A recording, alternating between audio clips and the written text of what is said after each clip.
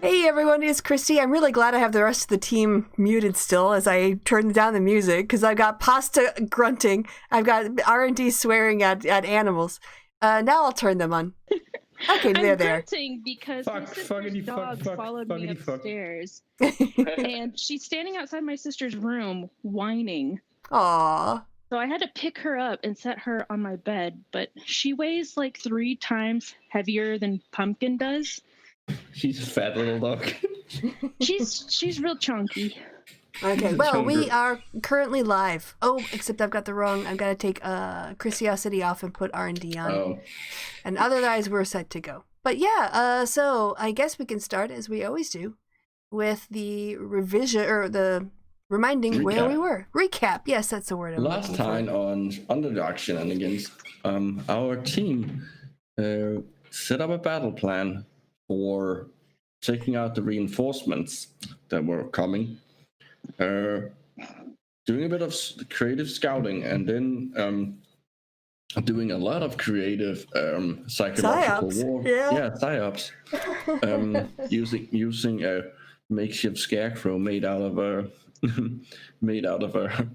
bone javelin, a very decomposed head of one of their soldiers, and some frost magic, and some speaking magic, and then we did an illusion of it later, of a ghost later again.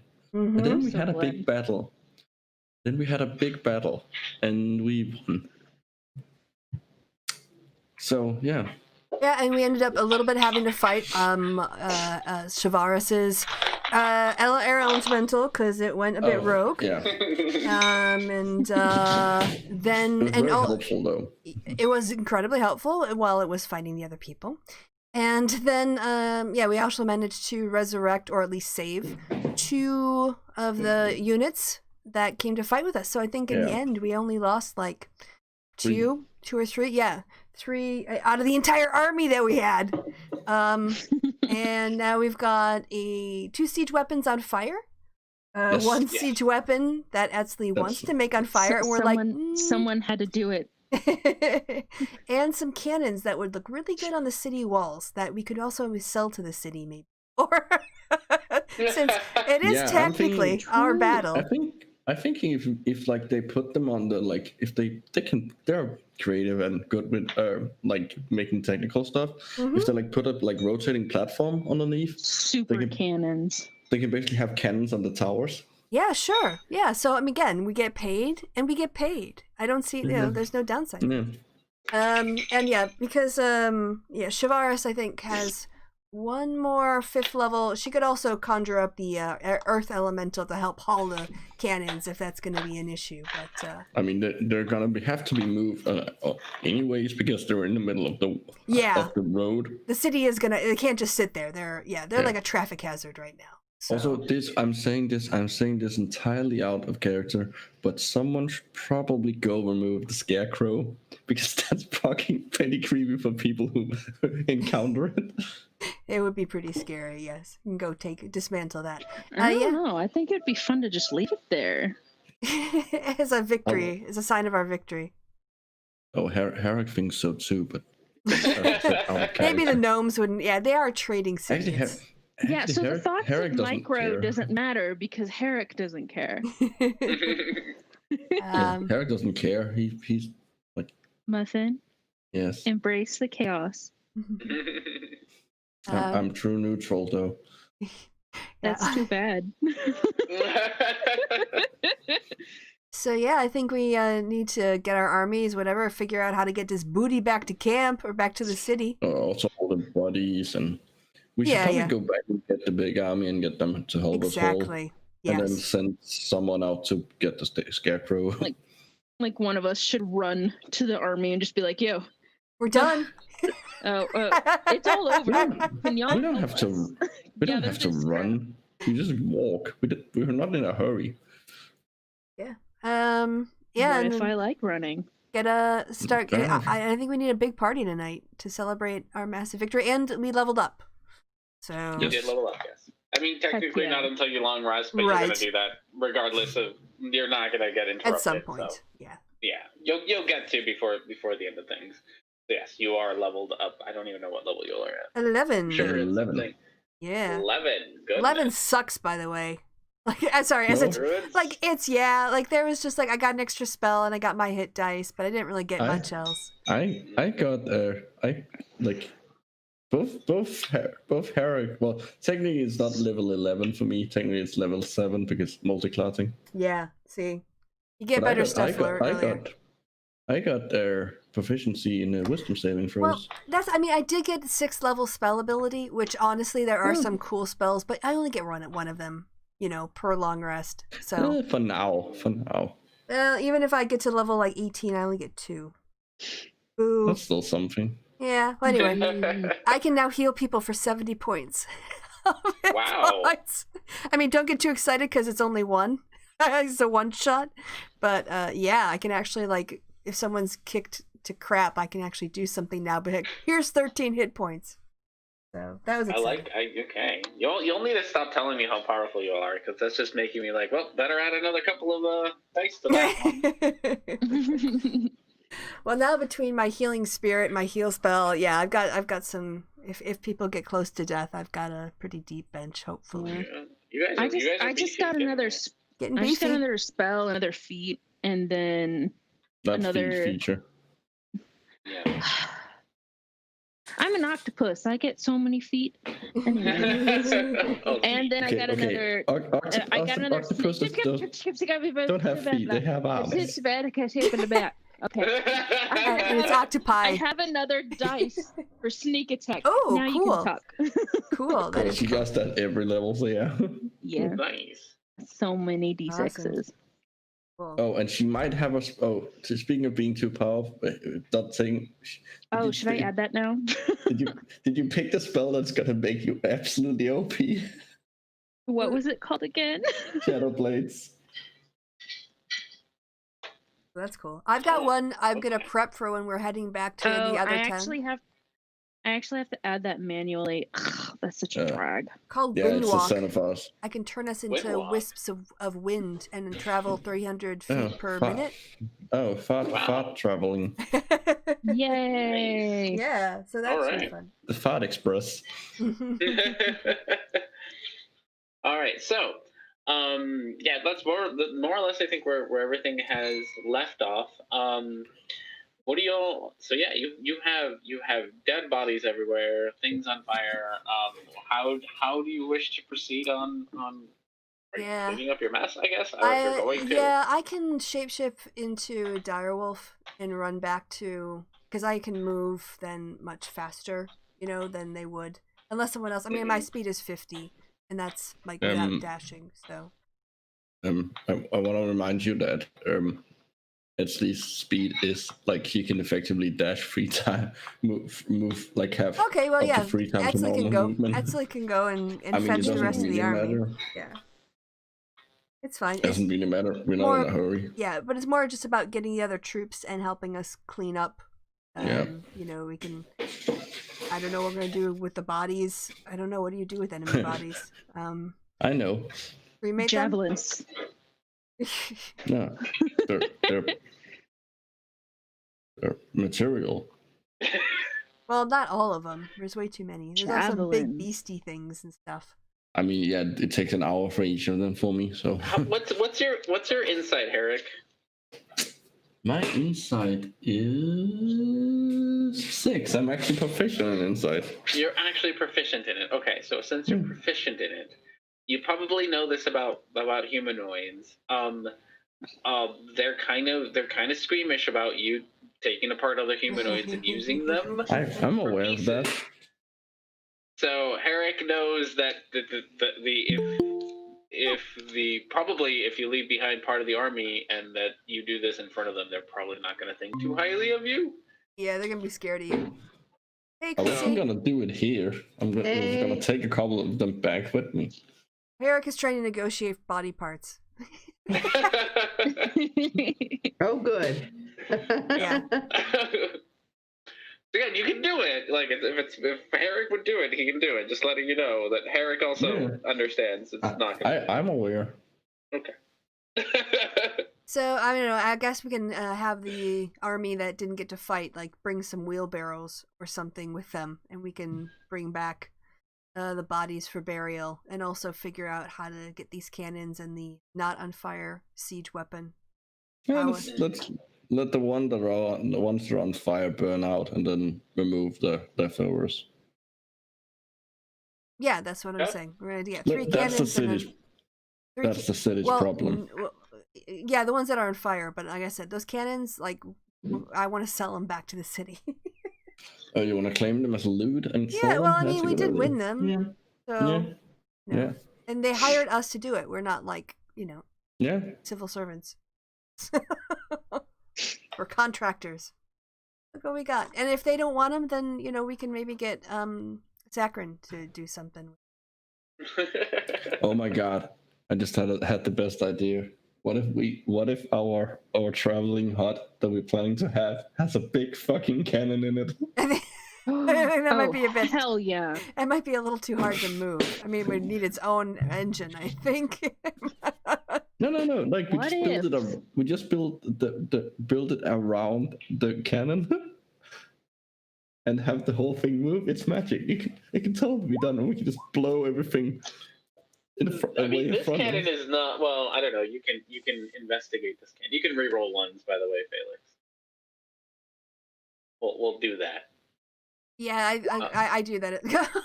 I'm glad we re-rolled that. That makes it so much better. I'm so sorry. Yeah, not a yes. Ones that hit dice. I would like to investigate the cannon and see what's up with it. Go for it. Okay, yeah, it's a normal ass cannon. There ain't nothing magical about this cannon. Just a normal ass cannon. I'm aware, but it can probably be used as a basis for something magical. Okay. Yes, but yeah, as it is a good old gunpowder. You put a cannonball in there. Wait, artificers do get things. Get the ability. Some of them get the ability to make cannons. So maybe we can just. Maybe we can just. You have an artificer with you. Oh. You might want to ask your artificer whether they want to build a cannon for you. We could totally have like a little turret on top of the hut. I was just about to say, what if we had a mini cannon? Yeah. I mean, okay, Chrissy, I don't know if you know you're muted, but you're muted. My other thought was, in the Underdark, don't we have a lot of tunnels to go through? I mean, at some point, we are gonna need to have like either a retractable, like a retractable caravan to take us through, or just a skinny one. But I mean, if I don't want us to basically like get one of those trucks where it's a 10-foot limit and it's a 15-foot truck, and they take off the top of the back of the truck. So we need to think about the dimensions of where we need to travel as well. So. Anyways, let's get the army, haul our cannons and the last siege tower back, and all the bodies, clear the whole battlefield. All right, so Shavarius is gonna go in a wolfy form and go. No, I think Etzli was faster. So faster. Also, you're muted against Chrissy. I don't know if you're having problems with your sound tonight. Okay. No, it's just they're kids. So. Oh, okay, fair enough. There be children around these parts. I love it. Got it. Yeah, so that's what we do. Yeah, it won't take too long, especially with Etzli speed. But it's gonna take a trip there, and then a trip back. So you got a good solid hour and a half probably until anybody really shows up. Do you guys want to do anything during that hour and a half, or just chill and relax? I guess I can take down their scary scarecrow. I'll dismantle that and bury the parts. That's also several hours away. Oh, well, then never mind. I think it was only like, I don't think it was that far. I think it was that far because you were sneaking the whole way there. Oh, yeah, that's true. Yeah, so I don't actually think it wasn't very far away. I think at this point Can you bring back the javelin? Yeah, I can fetch a javelin. Okay, there we go. I can do that. So, other than that, no, just wait for the army to arrive and kind of get the stuff ready to be hauled. Look to see if they had any harnesses that they were using, like the creatures, recover anything that could be repurposed as opposed to doing it ourselves. Herrick would like to search the bodies for arrows and crossbow bolts. Crossbow bolts. Either or Sure works. thing. Yeah. All right. Let's get out of here. I have a spell that uses them now. 1, 2. There are. Using my laptop, which I don't use often enough for me to remember how to even use it. 5. There are 5. So out of the whole pile, because you don't need to really do an investigation check because you're gonna just you have plenty of time. And you're just looking for arrows. 5 of them have arrows. They have like longbows. They're nothing too fancy. They're just longbows. I just need the arrows and all crossbow bolts. So 5 of them do have arrows. How many arrows are typically in a quiver? They have less than that, but 20. I think there's 20. I think it comes with 20 when you buy one. Quiver Which is actually quite a lot considering how small quivers are. Yeah. Act. Yeah, 20. So, okay, they're going to have less than that because they've used some on the way here. But there's, what did I say, 5 of them? 5 of them that have arrows. So, let's roll me some. I'm just going to do it in here. I am going to roll 5 d20s. And that's how many you get. 5 d20s, okay. Yeah, so pretty much they have 20 arrows each. Or had at some point. That's their leftovers in their quivers. So 35 arrows. Joel, don't point that toward me. That's a weapon. A lot of you don't really know where some of their arrows ended up. They have been traveling for who knows how long to get down here, and you are probably you can take a good guess. You're not the first thing they bumped into that caused them trouble. But that is what they have left after all the battles and all the fightings. 35. Okay. So there's that. Otherwise, the injured people kind of sit and rest. The injured gnomes that you brought along as part of your little detachment. I want to loot the bodies in general and also see if they have anything that is like a way of communicating back with headquarters, like good idea. Letters. What do they got? What's the system here? Okay, yeah. So for the most part, all of the guards more or less just have spears. They don't really have anything particularly special about them. They're spears. I mean, they're made out of metal. I'm sure that you could probably do something neat with them. They all have almost all the troops. Oh, no, sorry, not all the troops. A lot of them have longbows, so altogether you end up with like 10 longbows. Again, nothing special. They're just longbow. You do notice that the longbows are made out of actual wood, like surface wood, as opposed to the mushroomy wood. You can see the grain and the difference, and maybe you can feel the difference between mushroom wood and regular good old fashioned wood. There's like 5 rapiers, and then what you do find is the captainy guy. You had one captain. The main dude. Ah, yes, him. The main dude does seem to have some sort of stone with him.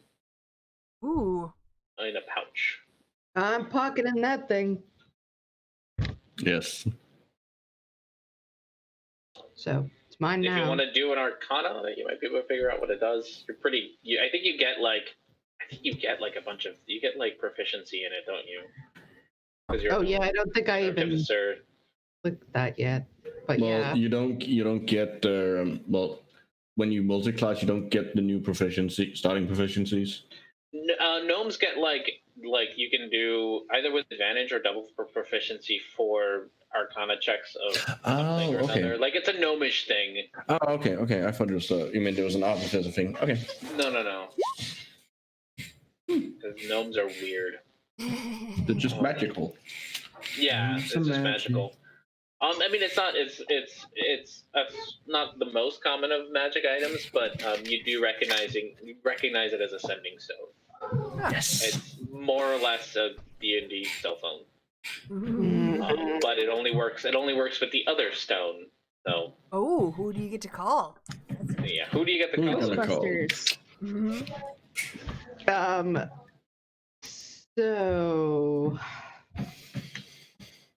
what do I want to do with this? Let me think. I'm going to then say, oh, hello. Hello there. Who am I talking to? You do hear a rather familiar female voice, and you recognize this as the lady with the long black hair, who got away from Ensley. Why am I not there right now? Who in a very calm voice says, "Who might this be?" Ah, I am the girl who has killed all of your soldiers. That's who I is. Who are you? Oh. All of them. I would have said SpongeBob. So, No, this is Patrick. maybe you not send no more soldiers, okay? Thank you. Well, it's nice to have a civil conversation with you, Felix.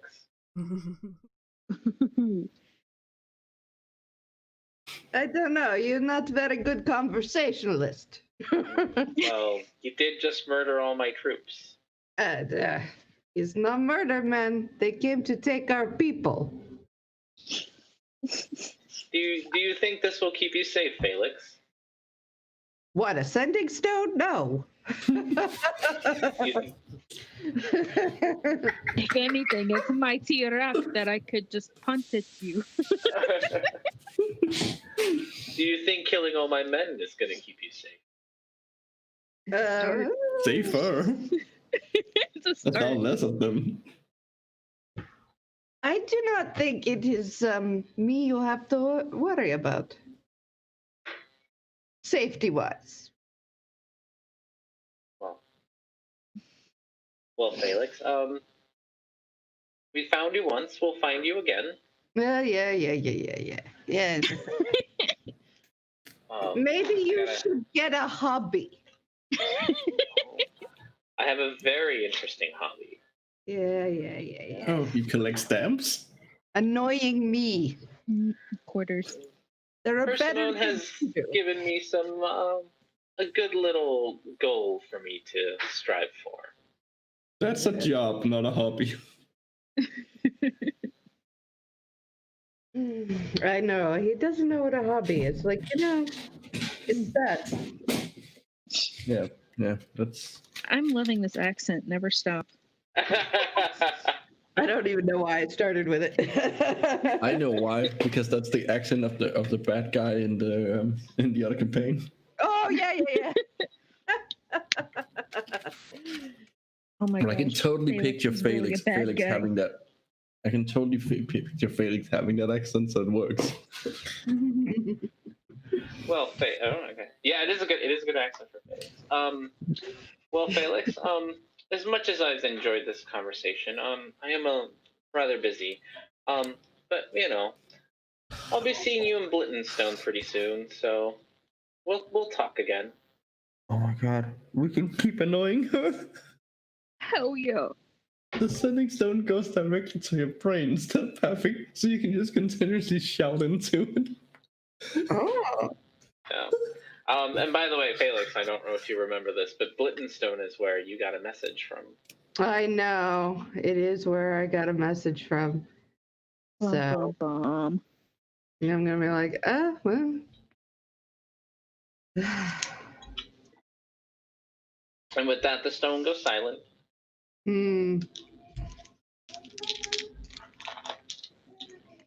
Just start screaming swear words into her brain. You can do that now. I'm gonna save it when she doesn't expect it. Yeah. You gotta like hold on to that and just all of a sudden. This is a long con, okay? Do it in the night. Wake her up. Like every now and then, just be like, fire! All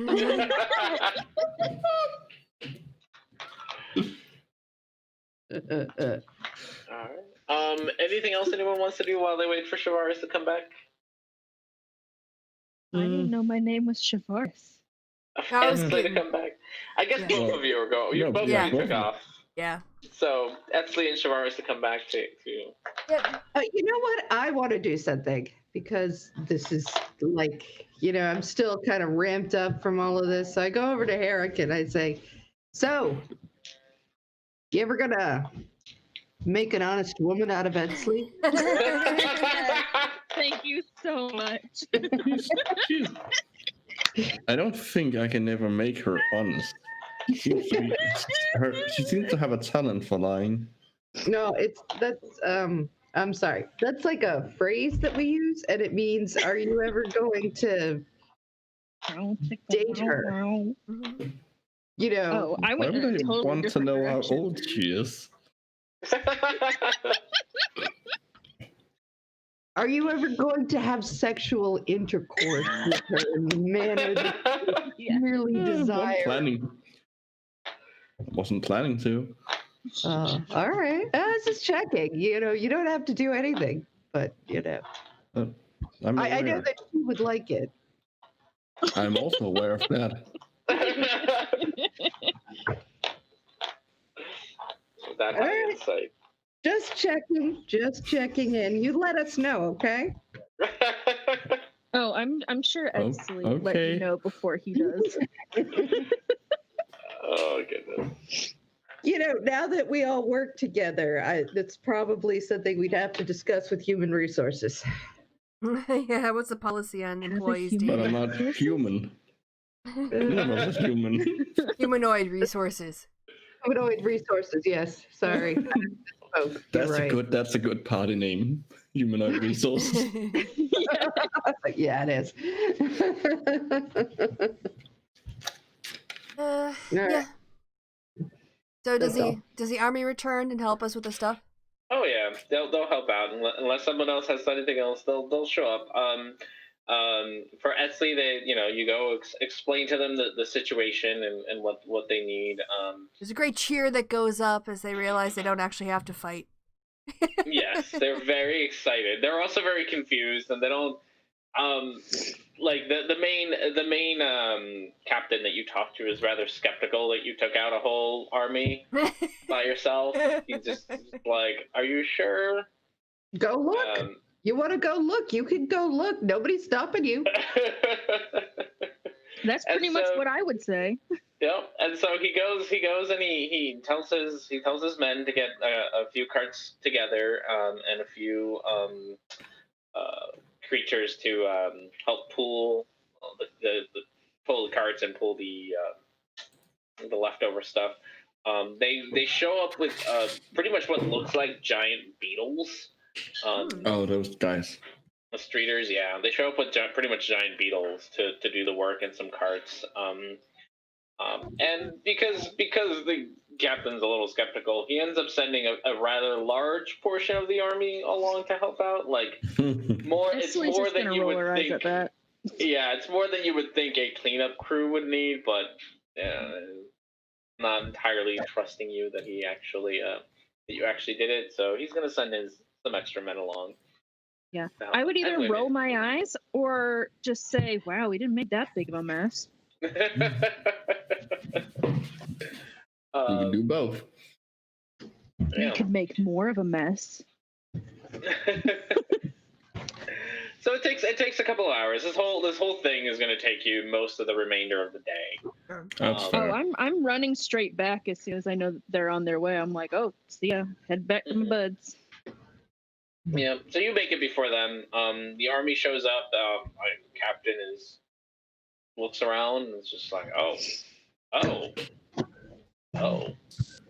It's like I see. Oh. Very well. I will report this to Simon. I'll get my men to help clean up the body. Then he goes and talks to kind of the gnomes that you brought along as part of your little detachment, and they give him a very very professional report on what happened. Oh, good. Explaining the situation and whatnot. And then the rest of the gnomes that come along, they get to work right away. Start piling up the humans into carts. They are there's no like harnesses left behind. I guess there's the harnesses of the creatures that you killed, but they're not built for streeters. They're not built for giant beetles. They're built for giant mushroom creatures. So, but they did bring around their own harnesses. There are ways to attach it to the cannons and the one leftover siege tower, because that's how they got dragged here. So it doesn't take them very long to just attach them to the current harnesses on the streeters. And before, a couple of hours later, everyone gets slowly marching down towards Flinton. No, with no real issues. On the way back, you do see, as you're going back, you do eventually bump into the two giant mushroom creatures that kind of ran away from you all. Mm-hmm. You do eventually bump into them. They seem to have found a nice little spot on the side of the road where they're kind of just chilling now without masters. They don't really know what to do with themselves. I'm gonna go up. Wait, hold on. Let me just check something. I know I can do something with animals, but I can't remember if it's only beasts. I think they're plant beasts. Yeah, they're plant. They're not solely plants. There is something about. I know there's something that rangers can do where they like. Yeah, you can. You can like talk. You can like talk to them. Like kind of. Animal. Yeah, like you can like. You can no. Like, but you can do like convey general concepts to them. You just can't understand them.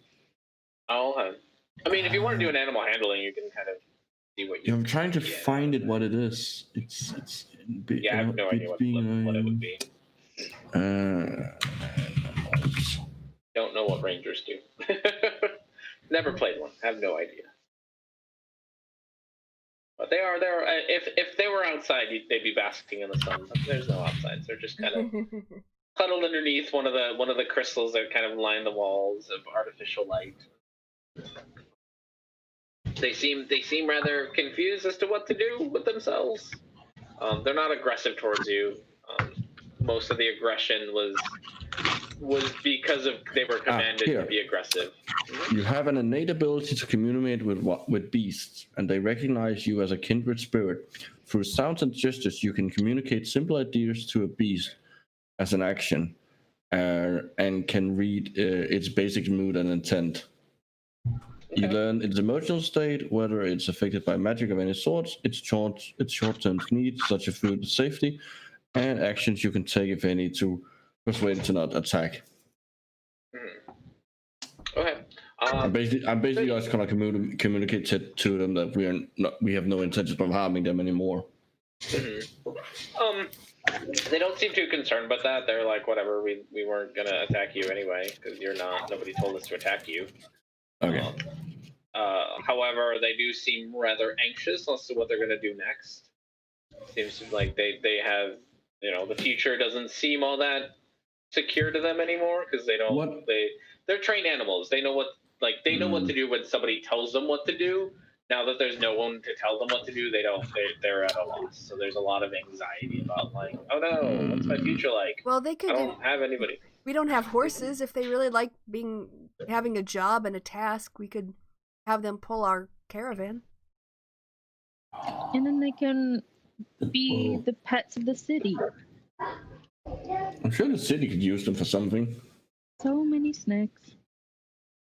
No, it's up to you. You want to try to convince them to come along? Yeah. Ask them if they prefer to, have something, tasks to accomplish as opposed to just being free. Yeah, do an animal handling. See how well you are at convincing them to tag along. Ooh. They understand you're going to give them a job or whatever. I can help. I can give you assistance. so I can give you advantage. Okay, let's see. 18. Good. I bite you. Thanks. Well, it is the druid helping me, so that makes sense. He does. Yeah, they're a little apprehensive, probably because you took a bite out of one of their buddies, Herrick. I also shrunk down their friends with blight, but yes. Yeah. So they're apprehensive, but they can tell that you don't like mean them any harm in the moment. So yeah, they tag along and they follow very not closely because they're large, but they seem to be hovering around Herrick quite a bit. Hey, you got friends. Yeah. You got two giant mushroom creatures as friends. They are now they're no longer trying to slap you with their tentacles and bite your head off. You can tell that they do have harnesses that kind of that have allowed them to pull the stuff and whatnot. But they're still wearing them. That they were never taken off. So do we know what they are? What they're called? Yeah. You might probably. Does R&D know what they're called? Is another question entirely. Ask them if they want their harnesses taken off. By the way. That's a good point. Yeah, I'll ask them that. Okay. Wait! Don't ask them that yet because we could take one of them with us. Well, we can put them back on. Yeah, but like a horse might make the gnomes nervous. Oh right, yeah. Like if we've got the harnesses on, they look like they're just they're not monsters. Good point. Okay. Good point. All right. So yeah. They are called Herrick. You've heard of them. I'm not sure you've necessarily seen them, but you've heard of them. They're called giant phantom fungus. Ooh. So that's their name. There'll be if you want to do like a survival or nature, you can probably find out, see if you know anything else about them besides their name. 12.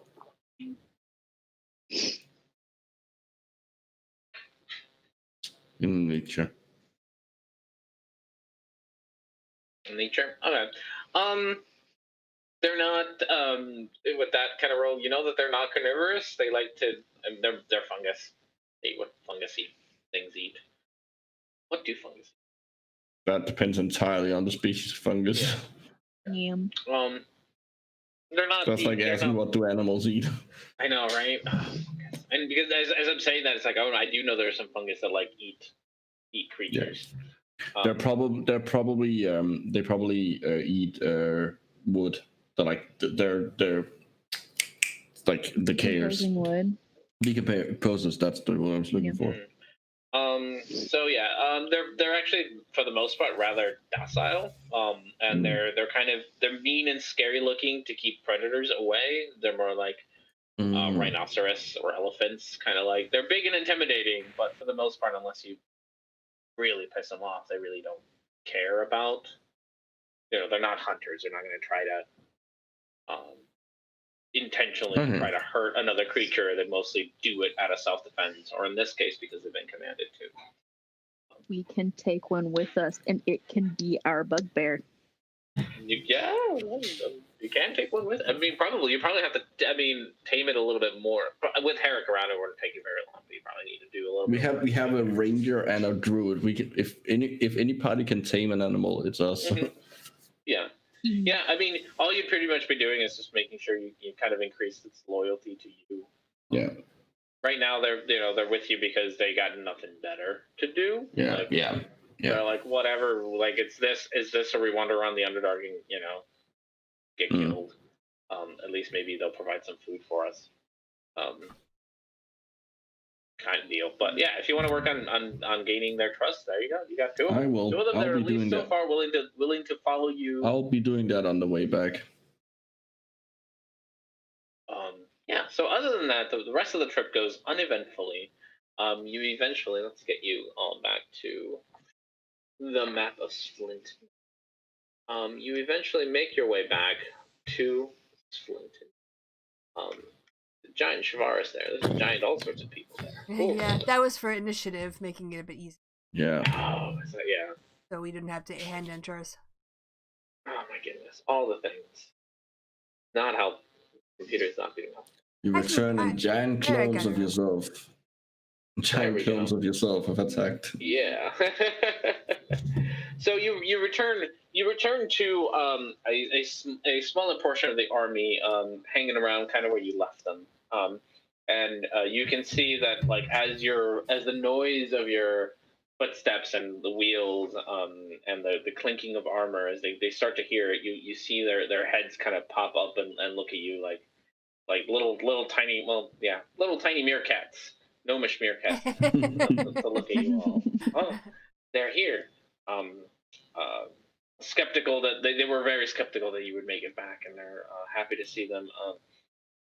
You see among them a older looking female gnome who kind of goes forward at a bit of a brisk pace and talks to the captain that Etsley had talked to earlier. They kind of exchange some words, and you can see that as he's giving the report, her eyes get wider and wider, and she turns and looks at all four of you, one after the other. And you can see an expression of awe in her. Oh, they really did it. I just sort of sit there like, yeah. Like I'm bored. This is my work. This is just Wednesday for me. Like Obama after that 3-pointer. That's what I do. I'm busy trying to like gain a loyalty of at least one of them. We don't need both. We need one of them. Pull a card. Give me an animal handling for this loop. You have plenty of time, but give me an animal handling for this little section that you did. Okay. And it's pretty much going to be like, well, I told you that we did it. Like, what? 18 again. 18 again. All right. One of them is definitely starting to be. You can feel that it's his anxiety has lowered. It's not calm yet, but it's feeling a lot less anxious with you around. So, that's your time. So the female gnome comes and comes up to you, Felix, stands in attention in front of you and salutes you and says, "What you have done, it's my goodness. We did that while we were in press. I didn't expect you to. Oh, I'm at a loss of words, ma'am. We must go talk to Captain Simon. This is what you have accomplished." All right. Tell him of your accomplishment. I agree. Let's get on it. Let's go. First round on you guys.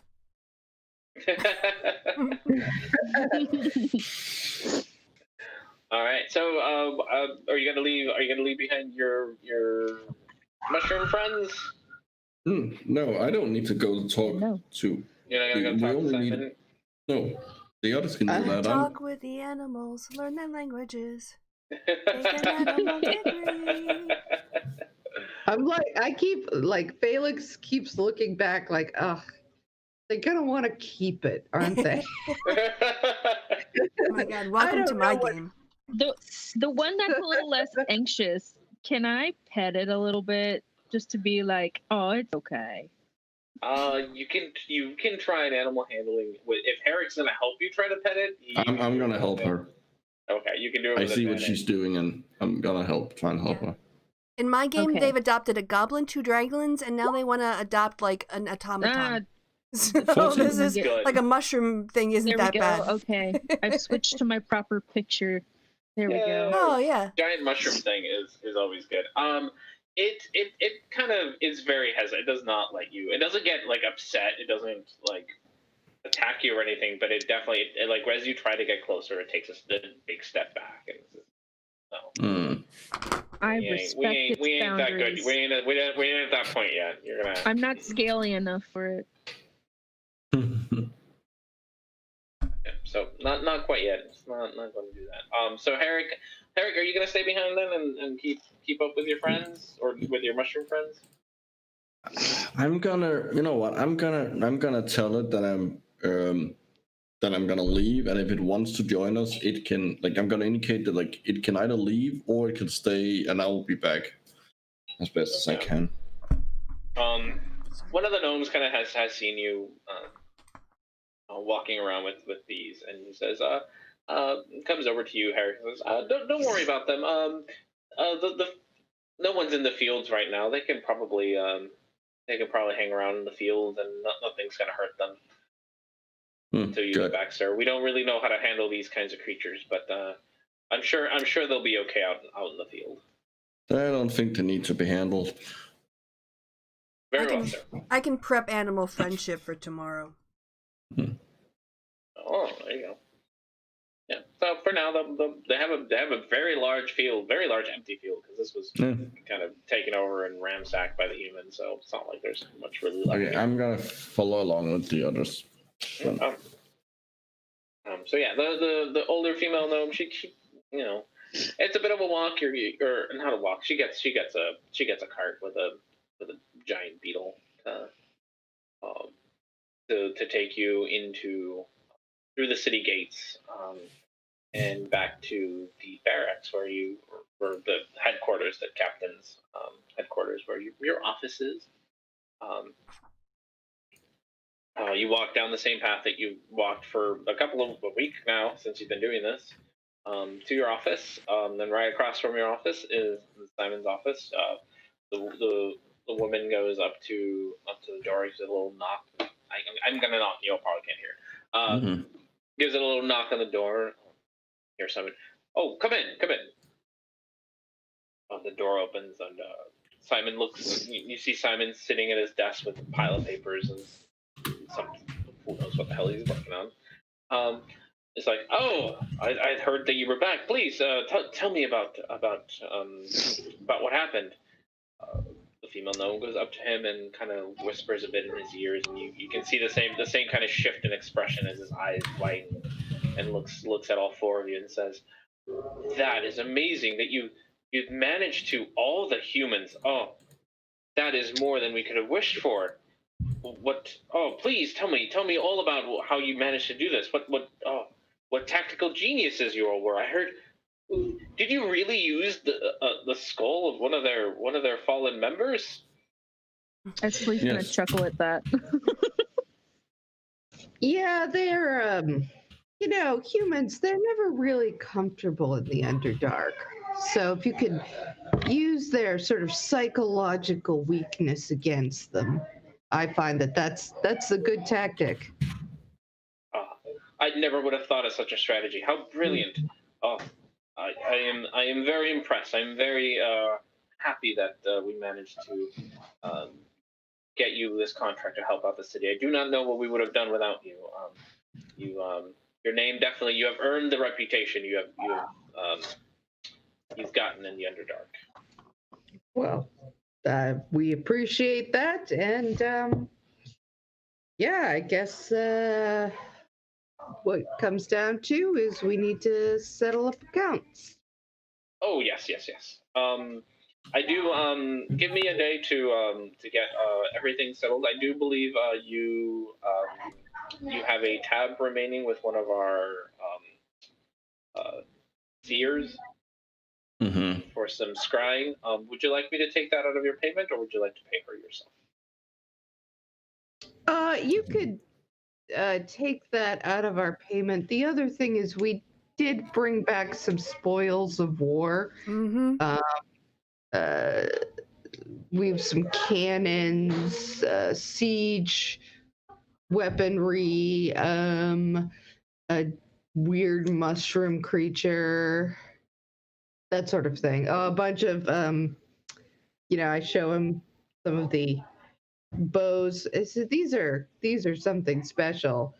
You can't get these around here. These are wood.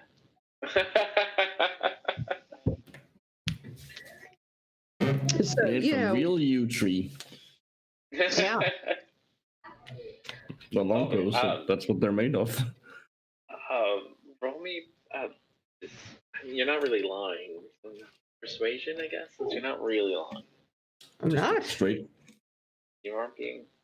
I'll give you guidance.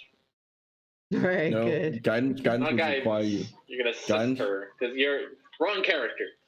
No, I think I've got guidance as a Well, Do you have guidance would guidance still. on You would skill still, check. you would still have to. Yeah, you would Druids still get have it too. You would still have to cast a spell. He would know. He would see that. All right, I'll just help her out. I'll look sexy. Mm. I'll look Open exotic. your eyes a little bit. Actually, just gonna look at Herrick. Bat your eye. 20. Oh, look at that. I don't think batting her eyelashes is gonna help on Alyssa. It's not We what don't she have would do one. either. 20. 20, yeah. Oh, with a 20, he's like, oh yes, of course. Let my men take care of that.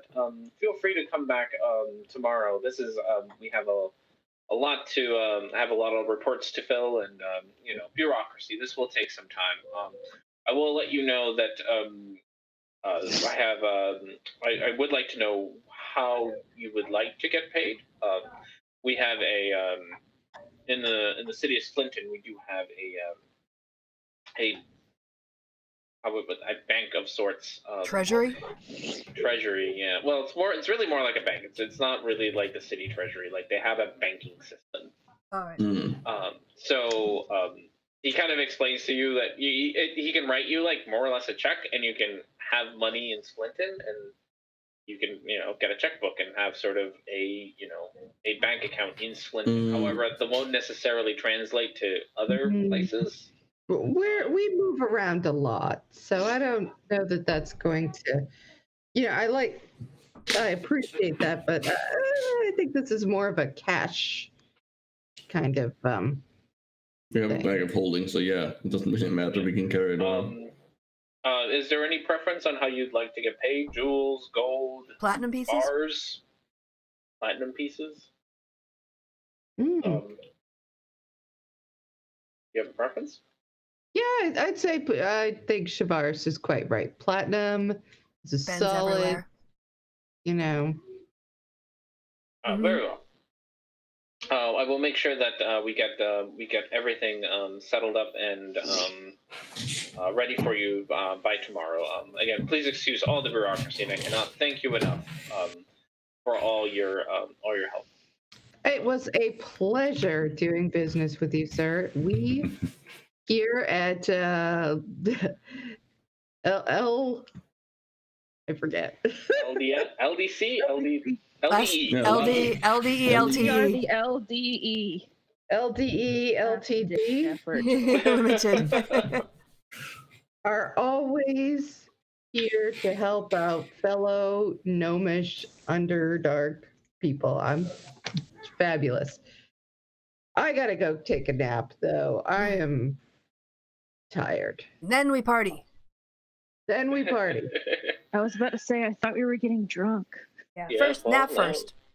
First nap, I guess. Nap. You All guys right. can go ahead without me. I just. Oh, come on. They need their leader. It's not the same without you. Yeah. I mean, you are the belle of the ball here. You are the captain. Oh, captain, my captain. Oh, all right.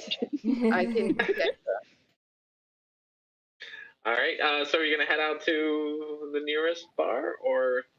Yeah. Hey, we'll find some of the soldiers that are streaming back into town and say, "First drink's on you.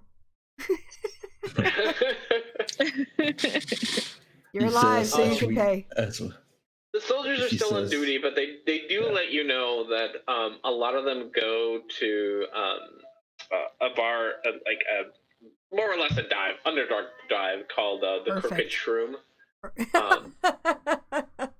I like name. Yep, we're straight beeline.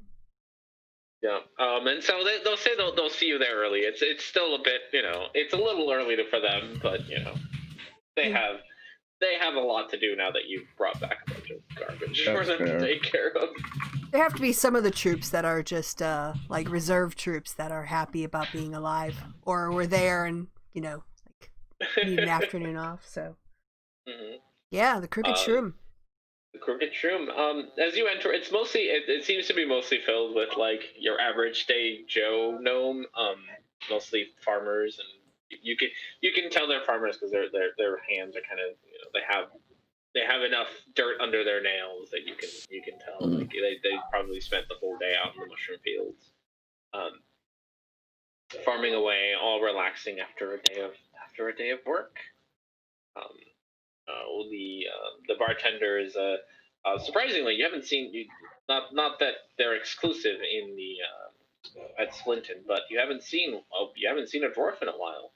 But there's a rather husky dwarf just at the bar, polishing is a bit of an extreme word, but trying to make his tankers look less dirty. Like dwarf or Underdark? No, Underdark dwarf. He seems. I mean, he seems not quite like he seems to. Almost like a half and half. Like he's a lot redder, more fleshy colored. Like he doesn't have the solid stone color that like a Duergar would. But he definitely looks more. He does have some grayish in his skin. That makes sense. There's quite a big difference. Yeah. If we're gonna order. So he's a lot friendlier than probably a Duergar would be to you all. He's not as dour. But he's not quite at the jobbly friendliness that maybe a dwarf would be at. He's a bartender. He's obviously like, this is my job. I'm not going to be mean to you, but don't expect me to have a long conversation with you. He's not that kind of bartender. Yeah. Good. All right, well, Shavaris... So he looks at all for you. What can we get you? Well, for the victors of the tunnels of Slinton, I think we need shots. What do you, let's see. Sort of the Underdark version of tequila? Underdark version of tequila. He's like, you sure you can handle that? Probably not, but that's the point. Kind of raises an eyebrow at you and is like, what would the Underdark equivalent, like a spiny mushroom, I guess? He reaches for a bottle. Kind of not. He ain't going for the top shelf. Like it's a bottle on the bottom shelf. No. Go for the good stuff. We can afford it. He puts it back. The first bottle looked rather like you could tell that the glass that it was made out of was clear, but the liquid inside was more of a greenish, limeish color. He puts it back. And he goes. He can't quite reach to the top shelf, so he goes and grabs a little stool, and steps up on it, blows the dust off of it. Yeah. Oh yeah.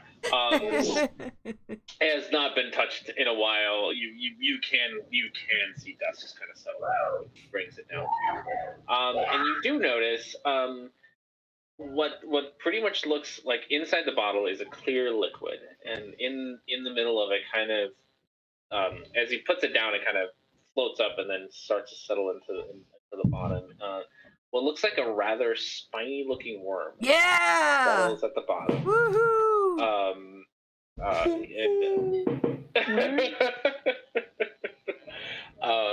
He brings out 4 shot glasses for you all, pours it out. Yeah, you got yourself 4. I don't even know what they call this stuff. Sploosh. So that's what happens to your guts after you. A spine worm cocktail. I don't know. Sploosh.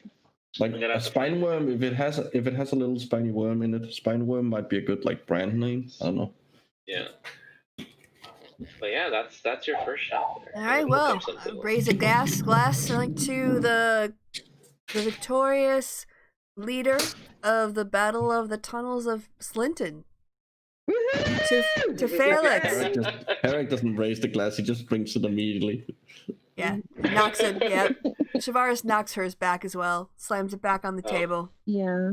So the nice thing about going for the top shelf is that it's actually rather smooth. It's not. It does not have that horrible burning taste. It's rather smooth. You get kind of a. It almost tastes like you have like a campfire in your mouth. Like you can almost smell campfire. It's got a very, very deep smoky flavor to it. Oh hell yeah! I love burning wood. I should call this drink Erasmus. Yeah, it reminds you. It just reminds you of camping. Like it brings up those memories of being at a campfire and camping. Cool. But it doesn't taste like Ashern. That's a lot of memories for Harry, considering that's what he's been doing all his whole life, basically. You get a little nostalgic for the wilderness. You're like, the city. It's stifling. It does not have the freedom. You get a little nostalgic for it. They won't let you skin a single thing. Tavares is like, yep, another round. I should probably pay you now because I'll be too drunk to pay you later. What's like 4 rounds of this?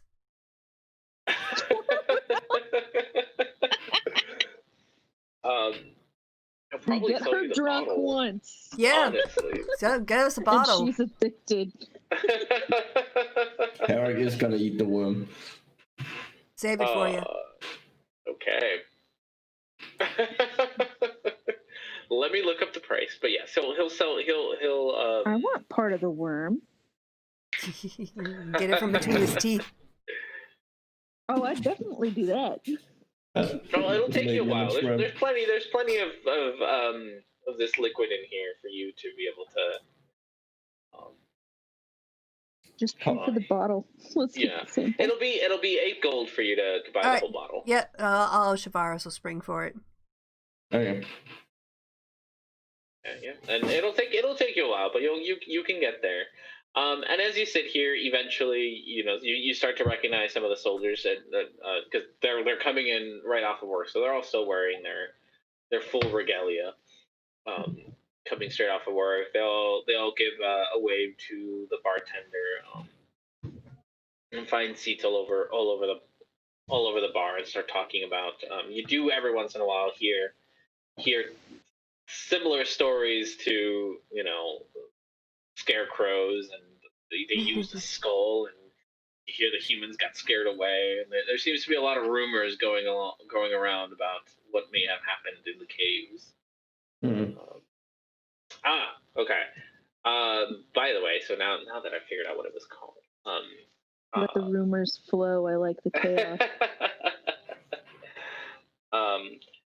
Just because they don't really know what else to call this stuff. It's called the label on the last bottle calls this beverage the carrion wine. Right. Oh, carrion wine. That's a good name. And you probably Herrick, you probably can guess what the worm is. Oh, it's a carrion crawler. It's a carrion crawler. Probably not a full carrion crawler because they are big. Mm-hmm. Yeah, but it's oh god, it's probably carrion crawler larva. Oh, okay, that's a better. Mm-hmm. So I don't know if anybody is going to notice it or not, but Felix is probably not her usual, self. She looks a little distracted, a little... We haven't made any con rolls, have we? Not yet. Eric is gonna limit his drinking to like 3 or 4 shots. So Felix is kind of quiet? Felix is on the quiet side. She's kind of like something's going on and she's thinking about something. She's not drinking as much as she could be. She waves at people, smiles, but just doesn't seem like her heart is into it. Javaris is gonna... You all can roll me like an insight to see if you really notice that she's being... All right. Like all of us? If you want to I'll definitely notice. Yeah. Yep. Yeah. So all of you easily notice that there's something wrong. You notice that there's something off about Felix. Actually, you know, like there's something wrong with Felix. Javaris will go over to her. Okay. Do you want to go to bed, or is there something else wrong? That lady mess with your head, the one on the sending stone. Trust me, I will kill her. I would really appreciate that, Edsley. I think she's gonna go after my mom. What? Oh, we definitely have Oh, to no, slip no, it no, to her no, now. no, no, no. No, no, no. No, she's not. We can leave tomorrow. Where do we go? Next mission. It's all Where is the your way. mom? It's up above. Oh. Well, I mean, That is where it is. That's where Blingdenston is, right? Up in the above world, right, R&D? If that's where your home, yeah. Sorry, this isn't your hometown. Sorry, I had to think about which place I said. well, look, we fucked her up here. We can totally fuck her up there. Hmm. You know, I guess we had never talked about what we were going to do after all this happened. If you guys, like, we all just sort of ran into each other, and I know that Herrick, you live down here, and Etzley, you got your own thing going on. I don't know. I didn't know if it was right to ask you guys even to come with. Shavaris, you're just getting used to mushrooms. Well, that's true, but here's the thing is, I've got beef with these chicks now. We all do. We all do, yeah. All right. You have my sword and my axe.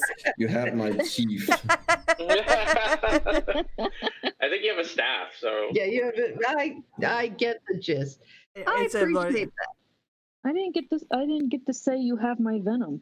Oh, that's a good one. That's a good one. Benefits of being a snake lady.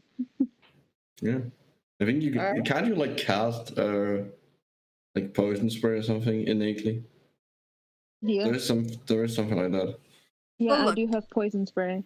I mean, I'm kind of getting used to it here down in the Underdark, but I think that, you know, if we're gonna if we're gonna have some sort of business down here, I can adapt to life, but that doesn't mean that we can't visit the overworld or the upper world as well, and then come back down here and pick up business where we left off. I'm pretty sure we're still yeah, we're outlaws up there. Well, You know, now that I think about it, there's something to that, isn't there? I mean, it's been years. Surely there's a statute of limitations that's expired, right? We've traveled forward through time. No one's gonna remember Oh, what trust we did. me, I'm always hoping that there's a statute of limitations. And also, here's the thing: is the people who are Why don't causing you us, just build the statue yourself? the people who are causing all the problems are up above. We're not. If we just keep waiting, they're gonna keep sending armies after us. I think we should take the fight to them. Get this king off his throne and right the wrongs And and clear our names. Well, Who are we you also killing? have your rock. Don't you also have your rock friend? That was the entire reason we came here. Well, we're going to go we got to go see Men here. We've got to go see him. It's always been the plan, but you know, he's kind of on the way anyway. Up to the overworld. So, True. and I'm not sure, you know, and I don't know what he's going to want to do either, to be honest. So I think it's best we make this decision with all of us here. Right. But you know what, friends? I feel better. Thank Well, you. Good. And have a drink with me. I will have a drink with you. I'm already 3 down. Catch up with me. Yep. All right. I'm gonna willingly fail all my con saves if someone can take me home. I I mean, definitely do that for you because All you're right. a little bit for me. I'm definitely laughing her butt off at that. I have a strength of 16. I can probably carry all 3 of you at the same Excellent. time. Designated you hauler. can definitely carry me. Well, You can carry like me anywhere you want. Why would I want to do that? and, Do you want me to carry you somewhere? Why can't you just walk? right, we may have to discover whether or not we have a humanoid resources department they may need to talk to. I'm just saying. I so want to. Tavares, is I this think okay? he needs a birds and the bees talk more than he needs humanoid resources. Oh, I Mm, think No. he knows what the birds and the bees is. He just doesn't understand the. Remember, lizard folk I need to take be more everything. direct. Lizard folk take everything literally. mm. They don't understand metaphor. And like, Yeah, we're all here talking about birds and bees, and he's like, "What? What? Are, Why are you talking about animals? I mean, I've never encountered those or surface animal, but We're talking about mating. Oh. I mean, birds and bees mate, I guess. They do. It's just another phrase of people having sex. Mm. And say that. Well. Oh, then carry me away and mate with me then. No. I'm just going to start drinking. Felix starts just, all right, I'm pounding him away. All right. Yep, same though. And I want part of that worm. Fine. We can share the worm. All right. Yeah. All right. So let's start with some con saves, I guess. You want to start with the person who's drunk the least? Have you drunk the least? Yeah. I've stuck to 3 shots. Eric's not a drinker. Yeah, we'll start with you, and then everyone else, I guess, is going to town. So please let his rolls suck. That'd be so funny. Oh, they do suck. They do suck. This shit, it's smooth, so it catches you off guard because you were like, it tastes like this is practically water. Like, why would anybody think that this is gonna be like difficult to take? Unbeknownst to you, it's boozy as hell. And so you make it down to the what you presume to be either a very small carrion crawler or a baby carrion crawler. Either way, are you gonna eat the worm? I'm gonna pull out a dagger and like cut it in half on the table and give half to Etsy. And Etsly's gonna pop it in her mouth and eat it. All right. And I'm gonna eat the other half. Like a freaking jelly bean. All right, let me get before I tell you what happens when you eat this worm. I hope they trip. Yes. Something funny happens. Someone else. I hope you trip. Please tell me it's an aphrodisiac. Yeah, it's a psychedelic. Let me get some. Oh, that's much better. Yeah, let me get some. Felix notices that Herrick becomes completely drunk off his ass right away, and she goes, "Oh, well, maybe I should take it easy." When the big guy becomes drunk, freak, then yeah. Yeah, she's just like, "Oh, sip." Etsly's excited because she's never seen Herrick drunk, and she's so excited for the chaos. So for Felix, you're keeping it together pretty well. You're not really having too much of a problem with that. How about I guess they'll need 2 more from Shavaris and Oh no! I'm willingly failing my con saves. You're willingly saving. Okay. Her intention is to get save. drunk. Boom. Oh yep, I'm right there with Herrick. Okay. Like all of a sudden, everybody got drunk, but the little gnome. What the hell? Yeah. The little gnome is somehow still very sober. You're willingly fit. Yeah, you both fail. So you're both. You are. Shavaris, you're feeling a little nostalgic for sunlight and trees, like real trees. Oh, I'm getting all maudlin, huh? Maudlin drunk? Yeah, you're like, I miss them. You kind of start chatting about them, like, the forest and the grass. You've been here for months, and you haven't seen the. You've been here for years, to be fair, but True. It's been a while. But who remembers these things? And as you're sitting there, kind of looking melancholy, Etsly notices that you're being a little melancholy. Gives you some words of encouragement. Reminds you of the battle you just had, and you start getting pumped. Yeah. About all the ass kicking you managed to do, and you and Etsly sit there and with Herrick kind of joining in every once in a while, retell the stories of all the humans that you took down, Like, oh, remember that one I shot with the arrow? You don't have to Like, remember that I finally took out the air elemental and I said, naughty, naughty, naughty. You were supposed to be our friend. Elemental's boss. I did. Gonna listen better next time. I set stuff on fire. I didn't set enough stuff on fire. I should have set more awesome. stuff on fire. Your one regret, there was not enough fire. And as you're telling stories back and forth, you do start to see that a lot of the gnomes, the soldier gnomes, are kind of trying to get, like, looking at you all and trying to get, like, storytelling.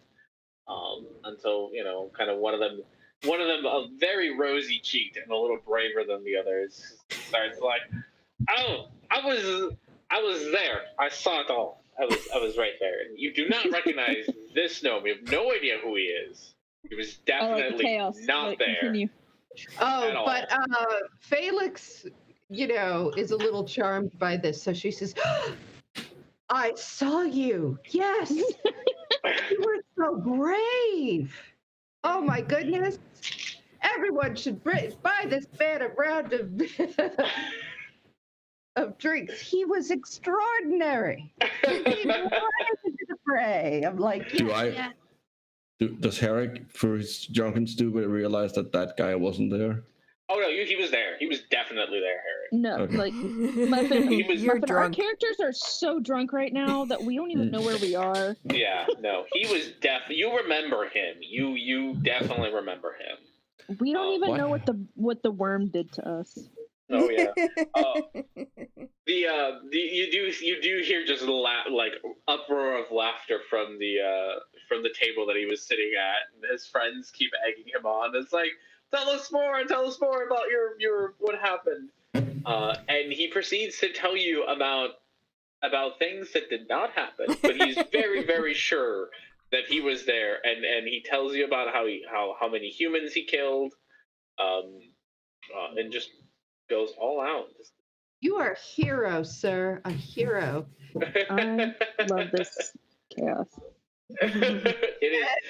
Felix gets up and now she's kind of in her zone, and she starts like spinning tales of all the different gnomes and all the courageous things that they did. And of course, she's, also talking about all the things that she did that was awesome, all the things the group did that was awesome, the people that she was with.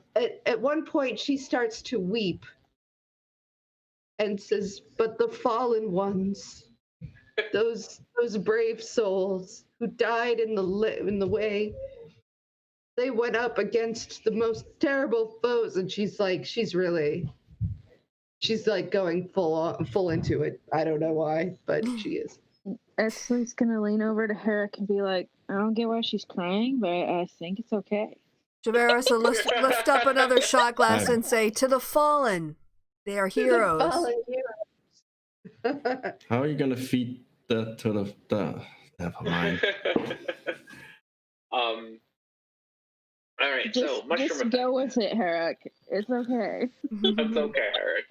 And as you're sitting here in this speech, this wonderful speech, you both start feeling very, very relaxed. Your arms feel like oh yeah, we're on drugs. Your arms are very, very noodly. Just like you try to you lift up your arm and you just kind of look at it and it feels so fuzzy. and you look at Herrick, and isn't he so fuzzy? Such a fuzzy guy. Herrick, you feel like you are 100% in tune with like all your surroundings. Like you know exactly where everything is, and you know it. You literally have no idea what the hell's going on, but you think you know. You think you know exactly, like you are in full control. But you find yourself that you stop talking for several minutes at a time. And she's gonna put her hand on Herrick's face and go, "You are the fuzziest reptile I've ever seen," and just fall over. But you're very fuzzy. No. Harry, you like touch your face just to make sure. You're like, am I? But you have hair. Hey, don't insult me like that. I touch her hair and tears like just bobbing it with like a big lizard claw. Like You're really the fuzzy arms. one. You're the fuzzy one. I'm not I'm the fuzzy. scaly You're one here. fuzzy. I'm the fuzzy. You're the I am more fuzzy one. scarce than you. Tavares looks over and these two are going, you're the fuzzy one. No, so you're the fuzzy scaly. one. I'm just like, what the hell is this happening at this end of the table? I am so much reptile. You're like half human. I'm a pure blood asshole.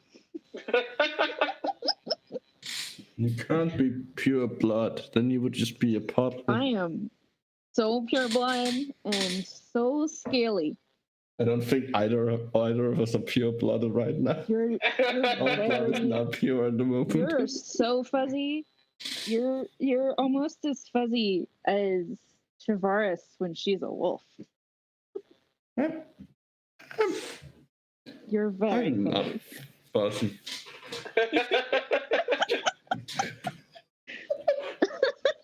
I love this so much. Yeah. Can we eat these worms more often? 8 gold apiece. Yeah, pretty much. You got 8 gold. I'm sure you can find more bottles of it. Getting paid a lot, so. The two drug addicts. Yeah. So to the rest of you, these two are entirely focused on themselves, and the world around them has ceased to exist at this point or another. As around you all, your table has now begun to be surrounded by gnomes, listening to the tales of the very drunk gnome, and as he retells over and over the same story but differently every time. But people have grown fascinated with you all. You do have quite a few, the more soberish ones do ask you like your name and where they can find you, and that they love your company, your whatever, I forget what you call it. It's called. They're trying to hit you up. Last ditch efforts. They're like, hey, can we get your like digits? Underdark. Your under digits. Where are you staying? Where How long your are you gonna be in mushroom town? number. Well, we're off to right more wrongs as soon as we collect things in the morning, like the mushroom friends and acolytes from the thanks from the mayor, and we have to be there in person. What if I am fuzzy, but I can't feel it?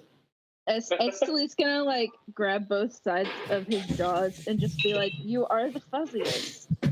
Felix says you're definitely very fuzzy. I don't know why you wouldn't be able to feel that. Like, you are the fuzziest, handsomest big boy. This is starting to make sense, Eric. Like, yeah, you are fuzzy. Oh. I don't know why you ever doubted that you were fuzzy. Oh. It makes sense. Yeah. I like it. Eric starts like stroking the imaginary fur. Eric becomes a furry. From scaly to furry. Scaly to furry. Yeah. And Estely's just gonna like pet the top of his head, like, "Yeah, you're furry." Fuzzy Wuzzy was a lizard. As you have noticed at this point that even though you have obviously hit the bottom of your bottle, somehow all of your shot glasses, like they never seem to be empty, and like somehow more bottles have shown up on the table. Oh hell yeah! Are there more worms? You have no idea how they got there, who got them, but you like every time you finish your drink, there seems to be another one. As the crowd kind of surrounds you. Are there more worms? Nobody has quite put up for the top shelf. This is less. This is less good stuff. We can't tell the difference anymore. Saw some of the green stuff. Yeah. These are being bought by the gnomes at this point. But you are too drunk to really notice the fact that. Muffin, I'm so glad that we both ate the worm and that we both rolled a 4 con save. I love that for us. That is perfect for the story. Especially for me, since I feel like I'm doing a great job acting this out.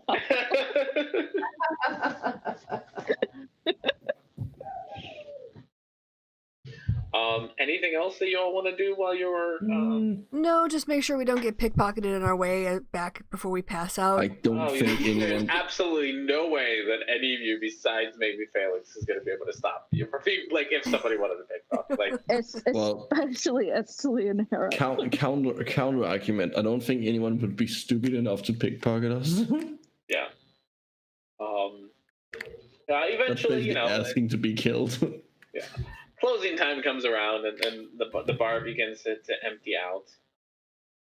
I'm gonna ask some of the soldiers to help us get to somewhere. Where are we even staying? I think we were staying at Sakharin's house before, right? No, stayed there one night, and then after that, I think we should just show up at his house. We have we have the office. Yeah, I think you've been staying in the office. We've been staying in the office, right? Let's show up at Sakharin's house. We're drunk enough. That sounds like a good idea. We're drunk enough. I don't. That sounds like a great idea. As long as I'm with my fuzzy boy here. Okay. Yeah, you get a couple of gnomes. The gnomes aren't actually very helpful with Edsley and Herrick, because like Herrick's just way too they're not helpful. They're trying, but they're really not helpful at carrying Edsley and Herrick around. You guys look delicious. Like, you know how to get there. You've been there before, but it takes you a lot longer than it should. Herrick probably licks one of them. Herrick knows where to go, and he's determined, and ends up going around the block 3 times. Right. Yep. Just leave me somewhere. And Edsley's just trailing behind him, like, yeah, Herrick, you've got this. I probably lick the gnomes. Like, after like the second time, Felix just kind of lets you do it lets you go around the corner on your own. Because you refuse to listen. You're like, no, I know. Edsley will be following him around though. Yeah, this is my territory. You are very determined that this is your territory, but you have absolutely This is my fuzzy boy. And eventually you make it. You get to Sakharin's shop. He does live above his shop, so that's where you end up at. It's very late at night. Not that it's nighttime, you know. But he's gonna be. Bang on the door with the stick that he gave me. Sakharin! It would be so funny if his girlfriend was in and we just interrupted something. Oh yeah, no. That's okay. I won't hear anything after I fall asleep. I'll be like a stone. Are you gonna tap his door with your? Yeah. Well, no, not tap. Thunk. Tap. Drunk. You know how drunk people they step harder and they do everything a little. Yes. So not at all subtle. The door bursts into flame. Do we?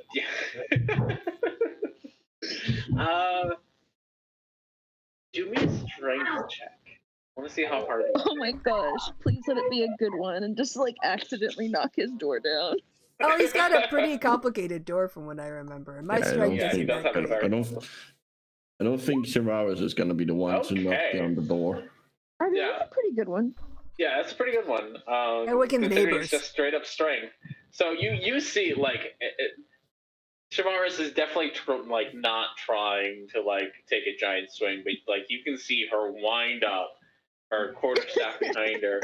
Gotta measure it right. Go full out on the door, and as your quarterstaff hits the door, you hear it kind of when it hits you. It almost you hit the glass part, but the whole thing sounds like you hit a gong. It just reverberates almost this metallic sound. Leslie's gonna clap yay! And you get flown back 10 feet as this force just pushes you back, and you end up just sprawled on the street. Do a backflip. He's gonna laugh.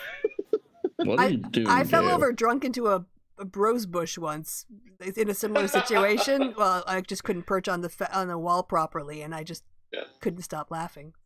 Yeah. Yes, the gong sound still goes on. It's just this it won't stop. Lights start to go on in houses all around the block. People are. You start to hear some screaming. They're not screaming, some yelling. You do hear a few people calling for Saccharin, like, Saccharin, stop that racket! Someone's at your door! Like, we gotta be at work in the morning! And eventually the sound stops kind of abruptly. It doesn't just fade away, just constant, like, glong, and then silence. You see the door swings open, and a very tired-looking Saccharin looks at you. And I'm like, Saccharin, what did you do to Shavaris? She waves from like down the block, at the garden at the start, the start of the walkway. Estily's gonna wave too, but more that kind of fingery wave, that people do, like, hi. Eric is not even gonna notice like the Saccharin is there. She's gonna lift Herrick's hand and just wave it. Eric is just staring into space at this point. Wondering why he never noticed he was fuzzy. He's having an existential crisis right now. What are you all doing? We need a place to stay. Sleep. Yep, we're coming in, and I just come in. You're back in the first floor of the shop. And everything, all the lights are out. I'm like, do you have any snacks? Do you have a comfortable rug I could just lay down on? The earth is starting to spin, and I need to hold on to it to keep from flying off. Snack table. I'm really into macaroni and cheese. You can eat me, Herrick. Oh, she just holds up her good. arm like, you can eat me. If I lay here, will someone bring me mac and cheese? Like lazily takes up like bite, like he's actually trying to like eat her arm, but I can't because she's just too high. Hey, like he's numbing my arm. Hey. None of that.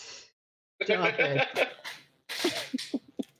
But if you have any macaroni and cheese and don't mind making it for us, we. I'd really appreciate it. Have you ever noticed how fuzzy Herrick is? And Herrick just like has his mouth on her arm, like numbing at it. I love this so much. Saccharin just sighs, and just like, sometimes I wish you would have just left me. I know you do. I do know that. Hey, how's Lydia? Have you are you guys gonna get married and have babies? Don't have macaroni and cheese down here, but I'm sure I can whip up something for you. Come on, and he takes you up the stairs. Way too nice. Yeah. I think Herrick's good. I think he has a full meal right here. I said stop it. Herrick removes his mouth from her arm. It doesn't work anyways. Ashley's gonna be like, darn and he it. just collapses on the as soon as he said that, he just collapses to sleep on the floor, like in the middle of that room. Ashley's gonna lay on top of him like, this is a nice bed. No. Yeah, you two are gonna be out just for your 8 hours now. Yay! You're just gonna be out. You can.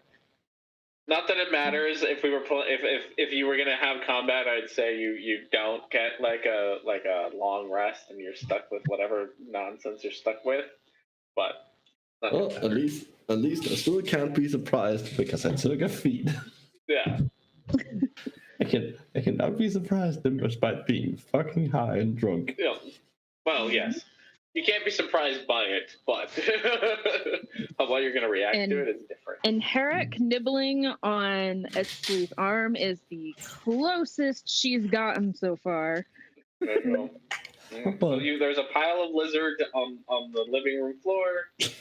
There's a pile of reptile just on the reptile It's the reptile.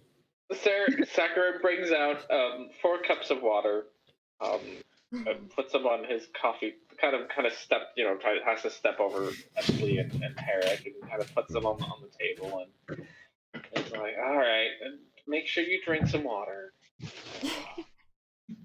Mac And and goes off to cheese. his kitchen. I would You like do- to point out that as Esley's falling asleep, she's like petting Herrick's face and it's just like, fuzzy boy. From the kitchen, you do start to hear, the clanking of pots and water running, and the sizzling of something. Mm-hmm. He's making bacon. Something's starting to smell pretty good. Underdark bacon. Underdark bacon is what you're getting. You are getting Underdark bacon. He does after about half an hour of noise making. He does bring out 4 bowls of. They're not quite like mac and cheese noodles. They're more like what are they called? The German noodle that looks like a teardrop. Teardrop. I'm thinking of Yeah. Spätzle, but that looks more like Spätzle. It's like Spätzle. more like a flour-based noodle, Yeah. Yeah, so it looks more like Spätzle than like actual mac and cheese. But in Spätzle, it's got some sort of white creamy thing on top of it, and pieces of rather thick pieces of really good smelling meat. Ooh. Javaris is asleep. She already fell asleep. Felix will eat like 2. Yeah. So there's a pile of lizards. Shavar is asleep on the couch, just taking up the whole couch all by herself. Sakura just sighs with his 4 bowls of food. Hands one over to Felix, puts the other 3 on his coffee table, and says, "Drink your water." And goes into his room. All right, I'll see you in the morning. Felix is everything. Sort of crashes in the most comfortable place she can find, wherever that might be. There's like a lazy boyish kind of chair. Yeah. That you easily can curl up in a ball in. I know, I am sleeping on the comfiest bed here. Yeah, I'm fussy. Yeah.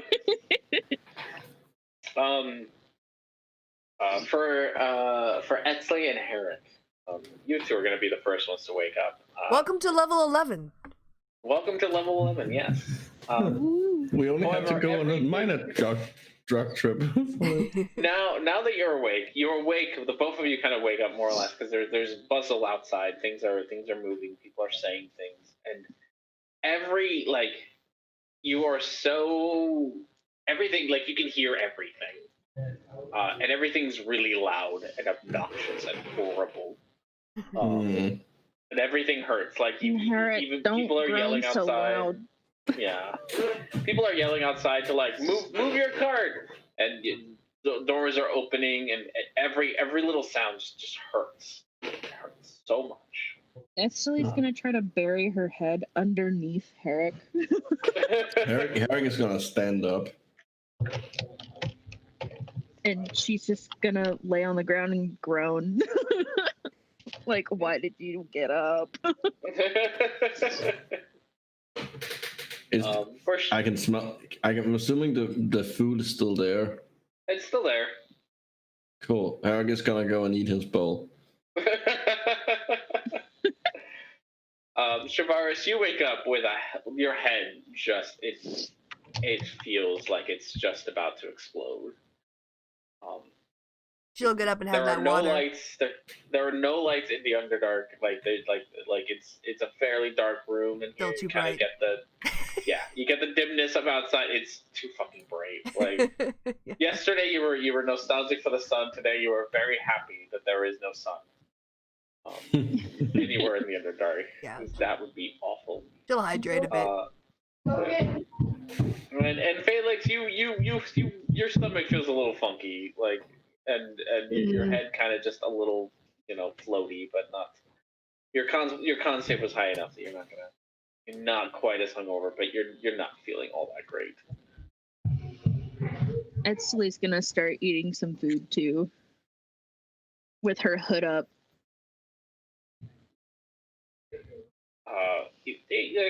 As you're all sitting there, eventually you hear Sakaran's door open, comes out, and looks at all of you, and you all drink your water. She's sipping hers right now, trying not to vomit. Edsley's holding up her cup and shaking it. Well, I gotta go open the shop. Sakaran, you know that lady who's the seer who helped us out? Where is she at? Yeah, her, she's got a little shop, like, not too far from here, a few blocks away. All right, so I get the directions I'm going to go off after. You gonna go scry on your mom?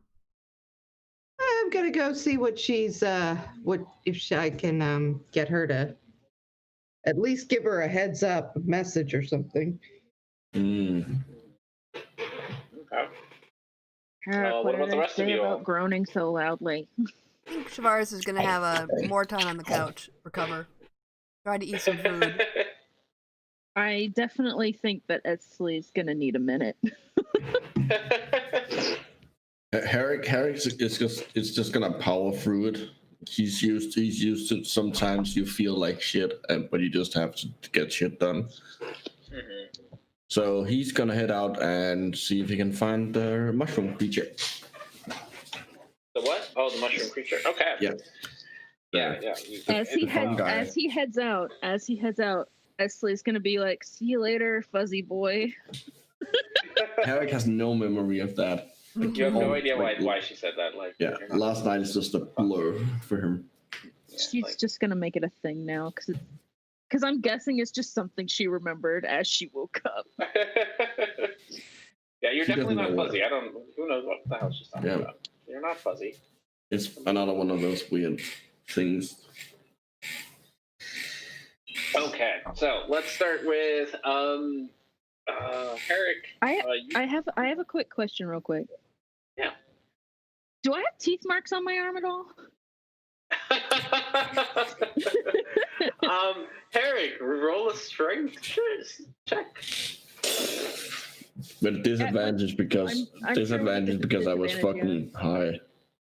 And it's really just going to be how hard you bit. I don't know if it matters because it's not really an attack.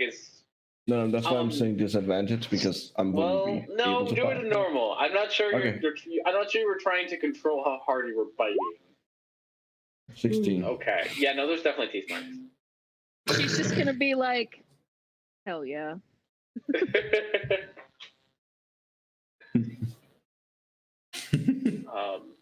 Okay. And then you can roll me a. How are you gonna? I guess I don't know. How are you gonna find your mushroom then? Oh, well, they leave tracks, so and I know where we left them. Okay, you can roll a survival to do that. I believe. Do I have something where I get advantage on? I think tracking things. It's not a favorite enemy or anything like that. No, I don't think so. But there is something. I can't remember. It's been so while since I actually had to track anything. I could see that you probably do for favorite enemies, but yeah. No, I just get to when I'm tracking a creature, you also learn the exact number, the size, and how long it was since they passed through. Well, most of those you'll know because it's 2 of them. Okay, yeah. Anyways, and survival. Okay, yeah. They're big mushroom creatures. They leave pretty obvious tracks. Yeah. So there's 2 of them. They didn't wander off too far from where you left them. And when you do find them, they're kind of they seem to be in the middle of a crystal field, just a fairly barren crystal field. A lot of the crystals here were taken by the humans when the area got raided. So it's more like imagine a field in like the fall, early winter when it's been all plowed through. So you can you can see crystally bits, but it looks like it's just like the earth has been disrupted a lot and things have been pulled and yanked. In the middle of it are these two mushroom creatures kind of sitting next to each other. They don't seem to be they're not like cats where they just like sit on top of each other. They're more like cows. Cows, yeah. They'll huddle up, but they won't like crawl on top of each other. They both seem to be chilling there. I'll go up to them. Okay. And from your senses, they're hungry. They're very hungry. There's really no food here for them, so they're a little like, huh. I know what. Now. Do I know what they eat? Yes, we did talk about that. They eat. Okay. Mostly like rotty mushroomy bits. Oh, there are mushroom farms, aren't there? There are mushroom farms. But I kind of can't let them into the farm and eat the crops. That would be stupid. Where am I gonna? People would be very pissed about that. Yeah. Where am I gonna get food for you guys? That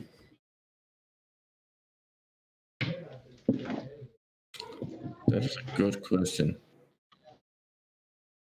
But you're right. There are mushroom farms, and there are. I don't know if they like them or not, but you did see mushrooms on the road on the way in. You saw those, that cave. Oh yeah, that had lots of giant mushrooms in them too. I'm not there, so just imagine this is my spiritual ghost. So the mushroom farms have to have waste and have to have rotten mushrooms that they throw away, so you can bargain with them to get that from them. Maybe. Since that's what they eat. Ooh. The ghost of Etsley. I'm gonna start by I think there's probably some mushrooms around here.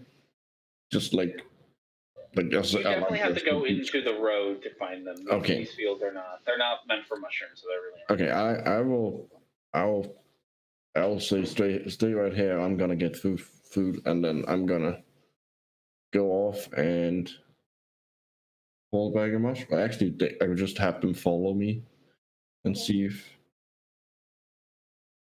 Yeah, I'm gonna have to see if I can get them to follow me out and find some food for them. Yeah. You get that thing where you can find food pretty easily. Right? Yes, I'm pretty good at finding stuff in the world. Yeah, so it doesn't. You don't have to go too far into the road. Underneath, the big mushrooms, kind of the ground right below them. It's almost like these mushrooms kind of shed. And so, the bottom, kind of right around the base of the mushroom. Like you would have leaves in a forest. Yeah, yeah. It's kind of piled up of detritus. So they see that, and they use their big old tentacles to reach down, kind of like an elephant's trunk, and scoop up bits of it and sit there and chew. They seem very content with it so far. Good. All right, so I'll let you do mushroom stuff. Felix, you wanted to do something with the seer. Yeah, I'm gonna go to the seer and see if I can't. I ask her if she can send messages to people. Oh yes, dear, I can do that. All right. So I need you to send a message to my mother, Fanchen Felkaran. Oh yes. All right. What is your message? Okay. So my message is going to be, let's see, is there a word limit? It's 25 words, right? Yeah, there is. Go into hiding. No, wait. No, say from Felix first. You have to say that. From Felix, someone is after you. Go into hiding. Trust no one. Especially not anyone from the government. They want to use you to get me.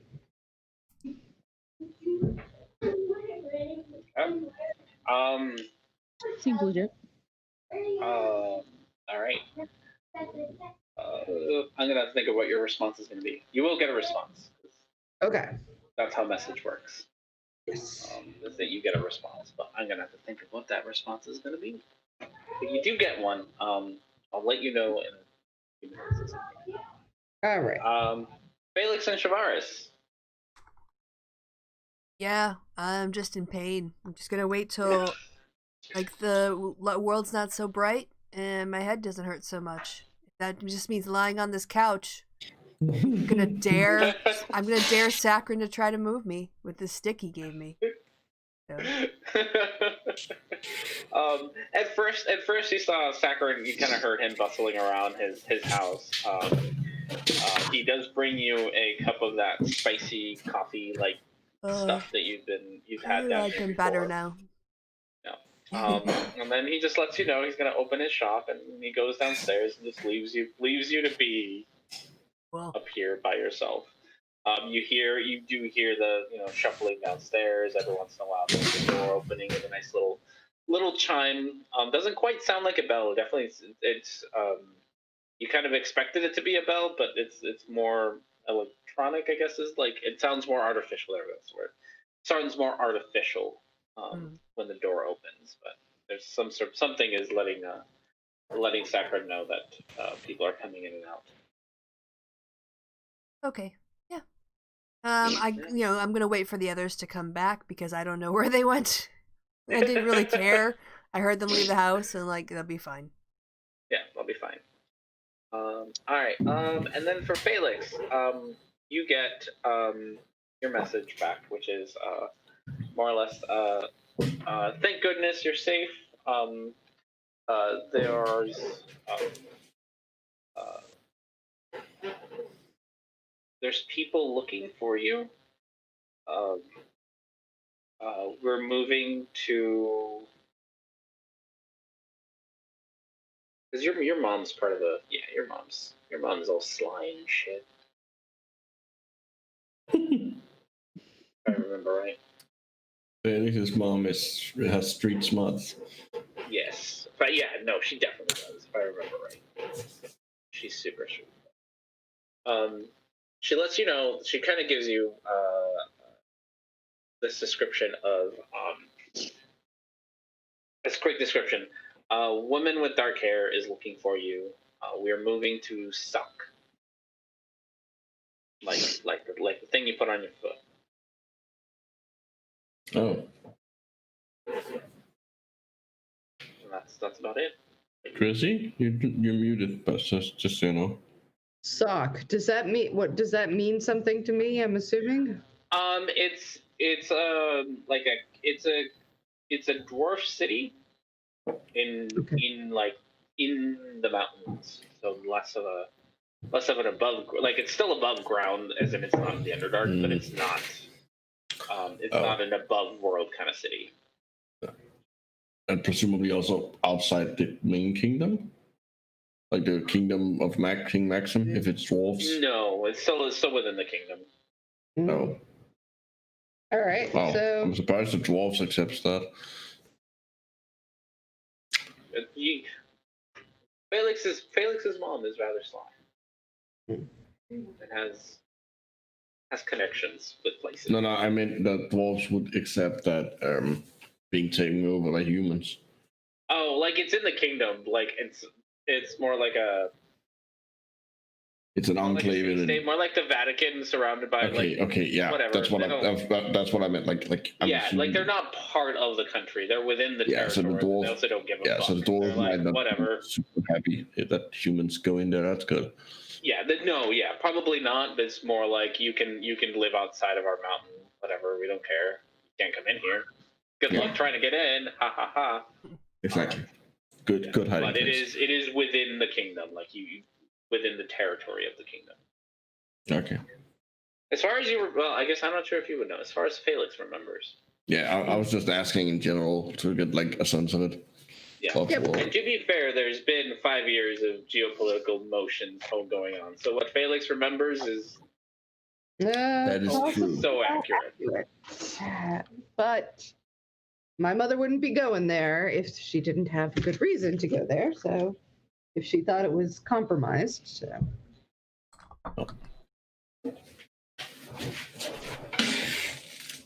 So yeah, once that is done, I'll kind of come back, and I'll let him know that there's a place called Sock, and my mother's. I had them send a message, and my mother's gonna be there, and that's as soon as we pick up men here, that's where I gotta go. Elizabeth, or sorry, Shavars. Sorry, wrong game. Like, yeah, let's get our money and get going. I will By the say way, that while sorry, Felix, she's gonna charge you 20 gold for that. Okay, that's fine. That's fair. That is fair. And at some point, Herrick is gonna come back after feeding he's gonna like take them back to like where he found them, more or less. Mm-hmm. If they want to, the 2 mushroom creatures and the 2 fungi. And he's gonna return after feeding them. Okay. I'm never gonna get my stone on the top of my stick because of the farmers. Oh well, we'll come back on the way back after we go up above. I'll remember to come to Slint and get the stone that I bought attached to or maybe someone else up above can do it. Mm. Oh, I'm getting these almonds. There we go. Oh, sorry, I had to roll some dice here on things. Okay. Mhm. Can you roll me an animal handling? Me? Eric? Yes. Yeah. I can do that. 11. Okay, they're happy about the food. Mm. Like, yeah, food, thanks. That's how they're feeling. Happy about food. Do they come back? Come back? I don't think they. Yeah, they'll follow you, but they're not. They're not like excited. I have a feeling that constantly finding food for them is gonna become more of a hassle than it's worth having them along. What do they eat again? Like dead mushroom stuff. Oh, I mean, it is the Underdark. There's a lot of mushrooms. Yeah, that's true. Just cut some down and wait for them to rot, right? But I don't think we have time. We don't think we have time to wait for to tame them properly to bring them with us. Yeah, probably not, especially if we're heading up above anyway. Yeah. Felix is like, oh, what a shame. Well, maybe the city All right. can watch them while we're gone. Yeah, The city might be able to use them. Yeah. We can inform they'll be- Simon. We can inform Simon about them. I need a bio break, so you all can plan about what you want to do. Okay. All right, I'm gonna top up with water as well. So.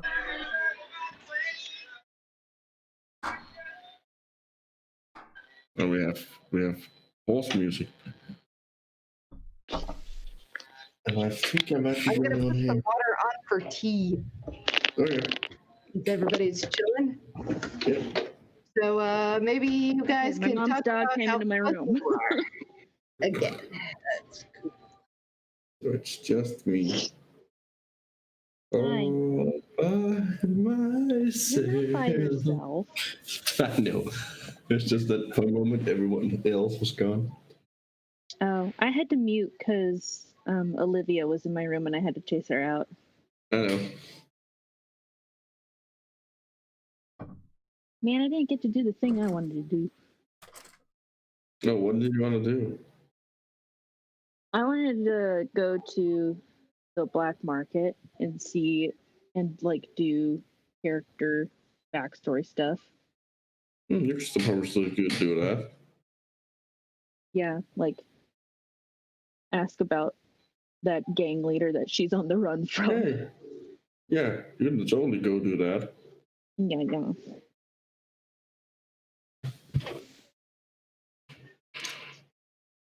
Because if I'm going to continue playing this character, then I want to at least start acting on her backstory and developing that.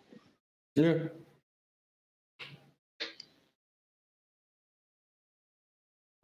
All right, do we take a plan of action?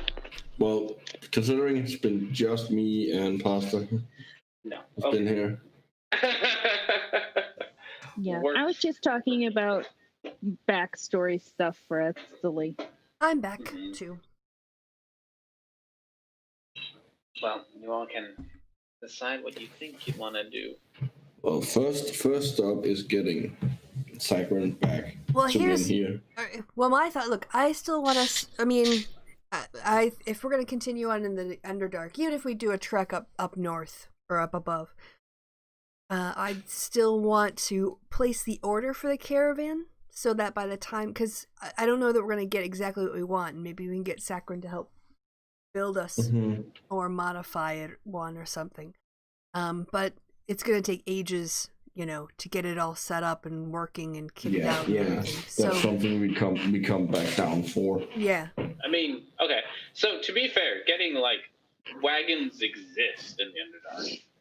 Yeah. So getting a wagon isn't that hard. Like just getting a wagon, right? Because like especially where you are, you're in a Flinton, and between Flinton and Jocelyn, they trade a lot, and that trade needs to get between point A and point B somehow. So there are wagons that exist that kind of let you do that. They're made of the same mushroomy wood. You would have seen them as you were traveling through, like, this is more like yeah. It's like it's a freeway, so it's people need to carry shit between them. But I want one with a permanent rope trick installed. That might be different, but if you want to get if you want to get started on it, you certainly can. You might, it might be one of those like, whatchamacallit, like it might be a pet project. Like you slowly add things as you move along. Because if you want like a custom thing built for you, that's a different question. Yeah. You might get everything you want on it, but it's gonna take you time. Yeah. If you just want to be like, let's get a wagon and then we'll figure it out later, that's going to be much quicker. We would also need something to pull the wagon. You would need something to pull the wagon. So. Yeah, so it depends on if people want to do the custom order now and then go up above and have it ready, hopefully, when we come back down. Or...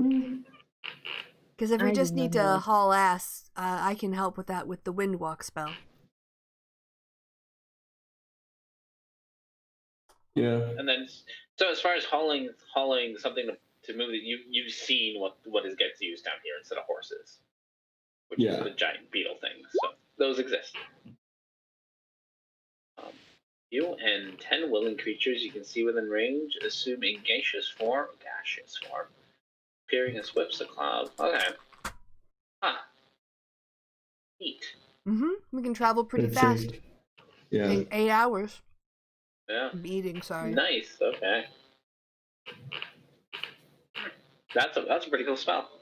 Yeah, it's like the one cool thing, the best thing about being 11th level druid. That's a handy It's spell. The best thing. You move super fast. And no one can really attack us. And you're immune. Yeah, you're pretty much immune to anything. Yeah. The thing is, if we probably don't want to spend too much time waiting if Felix's mom is in trouble. Yeah, which is why if we got to Jocelyn, then we could probably have the discussion with Minhir and figure out what's going to happen. And then whoever decides to go up above, we can use this to travel back and be much faster than if we had to go by foot. Yeah. Well, we could also use it to travel to Jocelyn. Well, I can only do it once per long rest. So. Jocelyn's like Yeah. 3 days away. Oh, okay. Well then, Yeah. we can really cut it down, and and I can rest Well, and is do it it the next day. 3 days away Walking. with using that? No. It was 3 days away. Like it took you like 3 days to get out here from Mhm. Jocelyn. But that was Y'all- in. Well, technically it took us weeks, but Was in the cart. Technically, it took you weeks. Yes. Yeah, that was in the cart. I forgot. Yeah, you guys had the cart, and then you guys got lost in the spidery thing, the giant spider with the girl, the drow girl. You had an adventure on the way here too. yeah, but True. so it's 300 feet, a flying speed of 300 feet, so that's pretty quick. Is that let's see. That's every 6 seconds. Mhm. Yeah. So I mean, I'd say that with this, you'd probably be traveling at like a fast pace without actually getting tired out. Okay. That's how I would interpret it. Like, because you typically, if you go at like full speed, if you go at full speed, you usually get like that. Well, that full tired. speed would be like six, like something like 60, or maybe 90. It's like at least 3 times as much. We could probably cut the time down at least in half, right? Oh wow, Yeah. that's really fast. Sorry, I was Yeah. looking at it. That's really fast. Jeez Louise. Yeah. Okay, so 300 feet. It has a flying speed of 300 feet. The only action you can take from a form is dash action. 300 feet.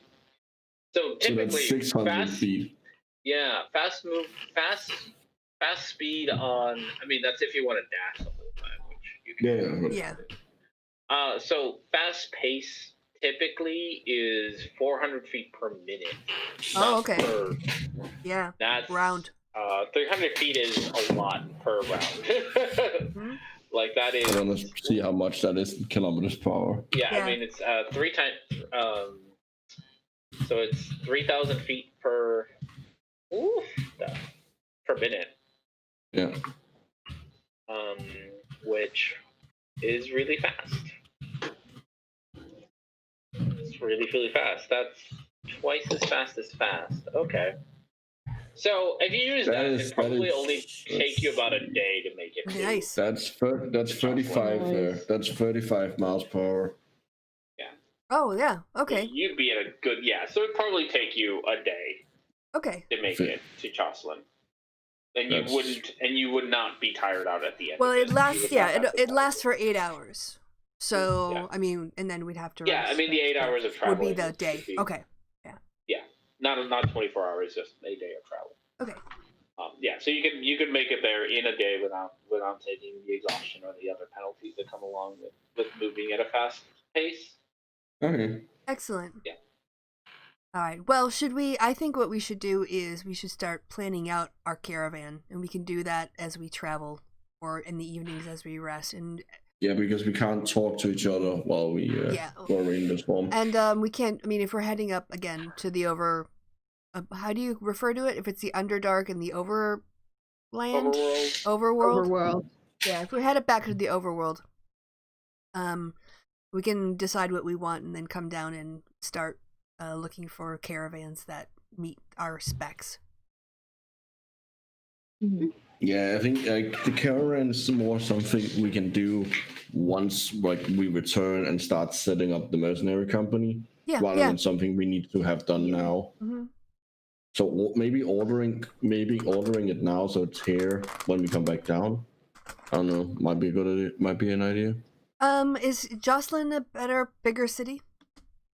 Yeah, much bigger. Okay, well, I mean, Shavaris can go scout around for caravans while you guys have the conversation about Menhir.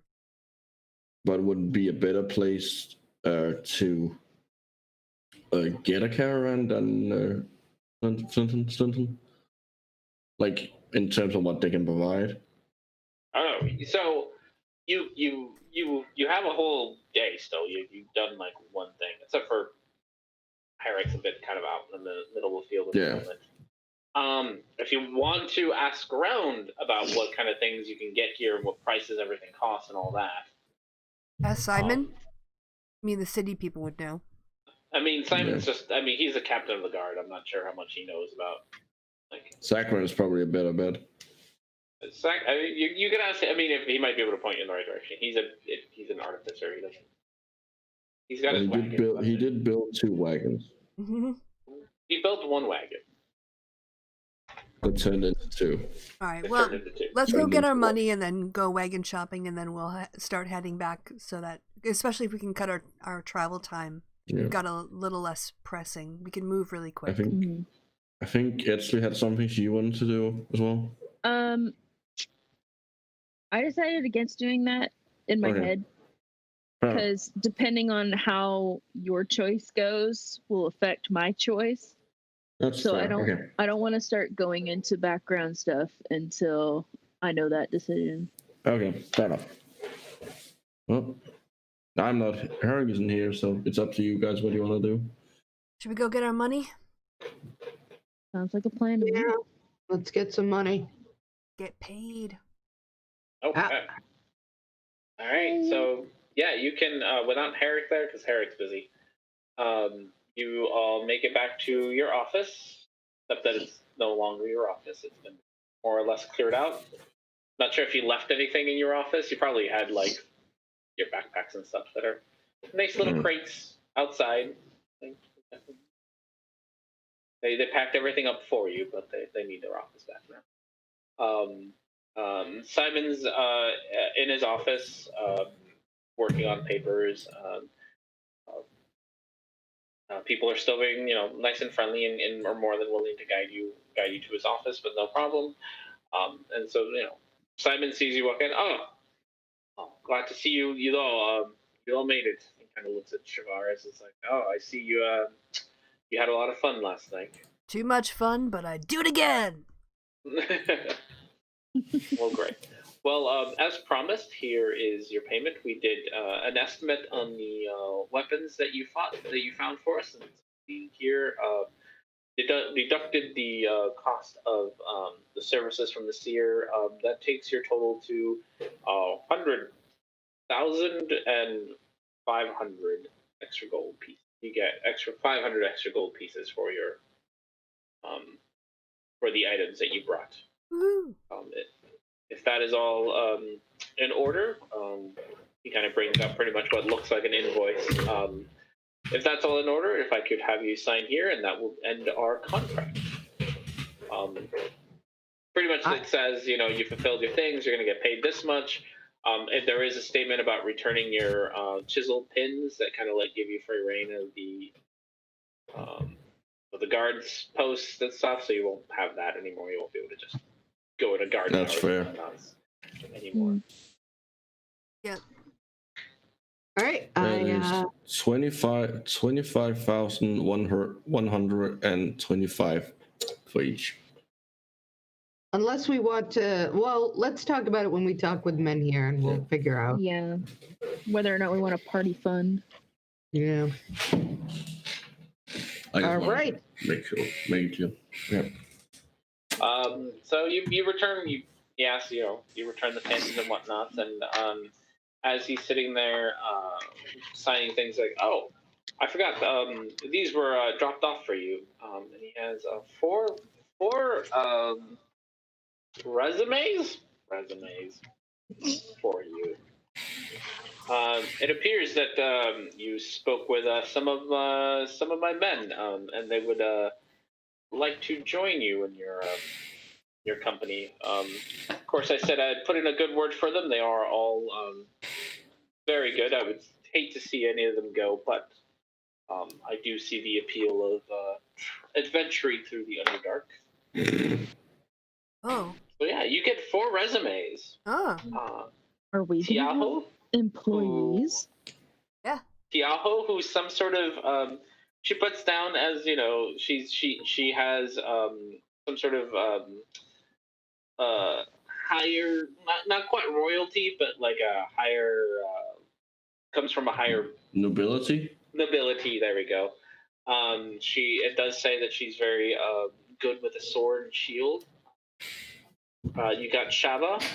She puts on her resume that she is very good with medicine. and healing.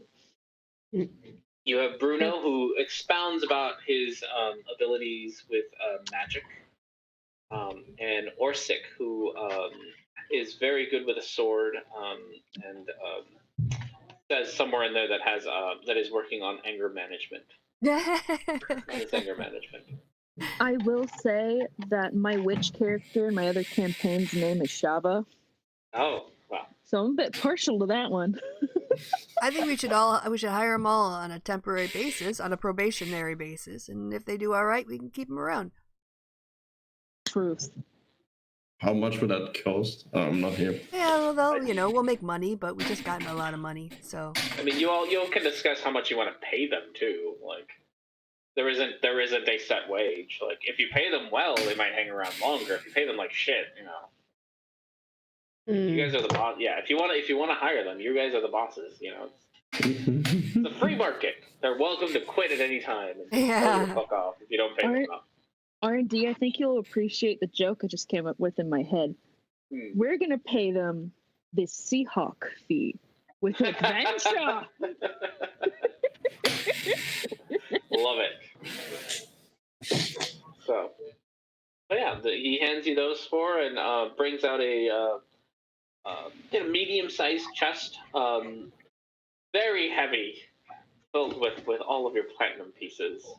I don't know how much 100,000 platinum worth of platinum weighs, but you're gonna need at least 2 of you. Maybe Herrick on his own. Let's see. We have a bag of holding. Yeah, I think you can do it in the D&D thing, right? It tells you how much things weigh. Yeah, it does. Is that There's a thing. Probably there's some that micros like 1,005 platinum pieces total. No, that's in gold. Oh, okay. Well, no, 100,500. Yeah, you got it all in platinum, so you got like sorry, I misunderstood what you said. Gold. Yeah, you got like 1,000 platinum pieces, which I don't even know how much that weighs. Let's see. Weight of each of them weighs approximately 9 grams. Well, 1,000 times 9 grams, whatever that is. That's 9 kilos. That's not so bad. That's reasonable. All right. Goes in the bag of holding. Say thank you very much. Maybe we should go talk to these prospective employees and get going and seeing men here. Yep. Yeah. Where are their addresses on? Yeah, they have addresses where to reach them. Obviously, they're working right now, so we go see them. Unless you want them to meet you somewhere. You don't have an office anymore. Sorry. Yeah, we can meet at the Crooked Shroom again in like 2 hours at their lunch hour. You're gonna do your interview. You're gonna do your interviews at the Crooked Shroom. Well, I don't know where else in town to go except Sakran's house, and I don't want. He's gonna piss at us. And we're already gonna be dragging him along anyway, so we'll say dragging him. Yeah, you guys haven't talked to him about the dragging along thing yet. Oh yeah, he already agreed. He already agreed to that. Yeah, but not to do it tomorrow. You have not talked to him about the being dragged. He agreed to help you out, but dragging him along. Well, it's only gonna be less than a couple days. It'll be fine. He owes us. We saved him. And it's silly. The captain informs you that more than likely none of the men would not be in women. Keeps calling them men because military. Would be available probably until after their shifts are done, so that not to expect them until until the evening. All right. Well, we can go talk to Sakran while we're waiting for them to get off their shift, and then head to the also bar place. Get an idea of caravans. Yeah. All right. So where do you guys want to head first? Well, I don't know if it's there's any caravan places on the way. So yeah. Caravan places on the way? Yeah. Oh, I mean, you can ask. You can ask around, yeah. You can ask Captain. You can ask whoever. So much for the military security. They didn't say anything about getting Eric's access chisel back, so he just has it now. Great. No, all of us had to turn them in. Yeah, but I So wasn't yeah, there. I mean, we'll Yeah, but probably he's not have to here. drop yours off. Okay. I'm sure we will. I mean, We're sure. professionals. You are professionals. Surely there's like apparently. an office for acquiring supplies. You could talk to find out where that is. Who does that job? Requisitions. Oh yes. One of my men will take you down to a requisitions office if you have any questions. Cool. They will let you know where they get their supplies from. Yeah, let's go. All right, we go. Yeah. All right. They take you.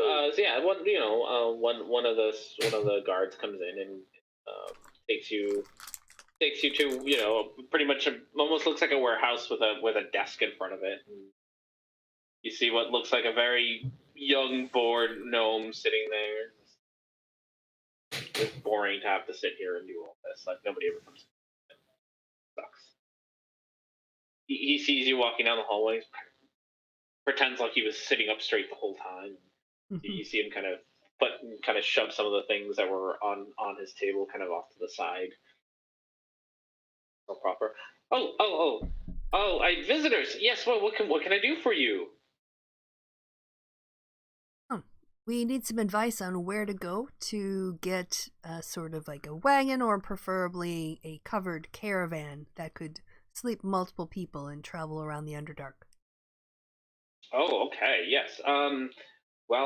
You typically we go to the Streeter outlet.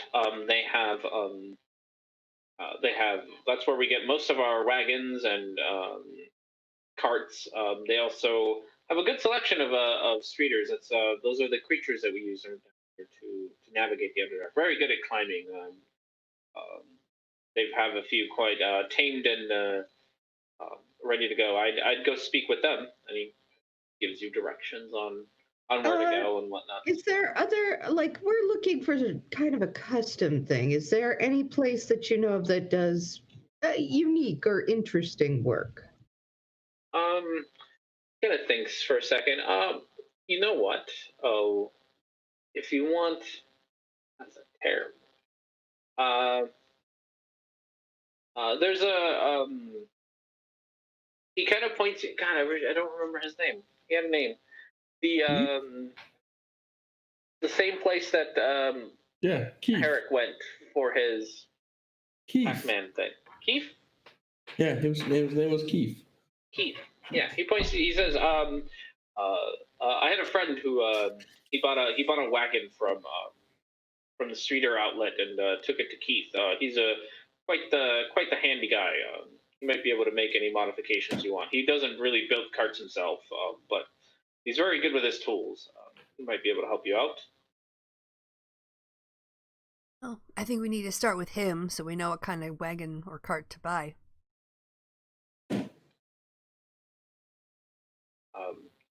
Yes, that would be my suggestion. He might be able to give you some good advice. All right, sounds good. Let's get this wagon show on the road. Thank you, my good man. He looks disappointed as you walk away and kind of like, oh, back to being alone. Stupid warehouse. Oh, time myself. So where do you want to go first?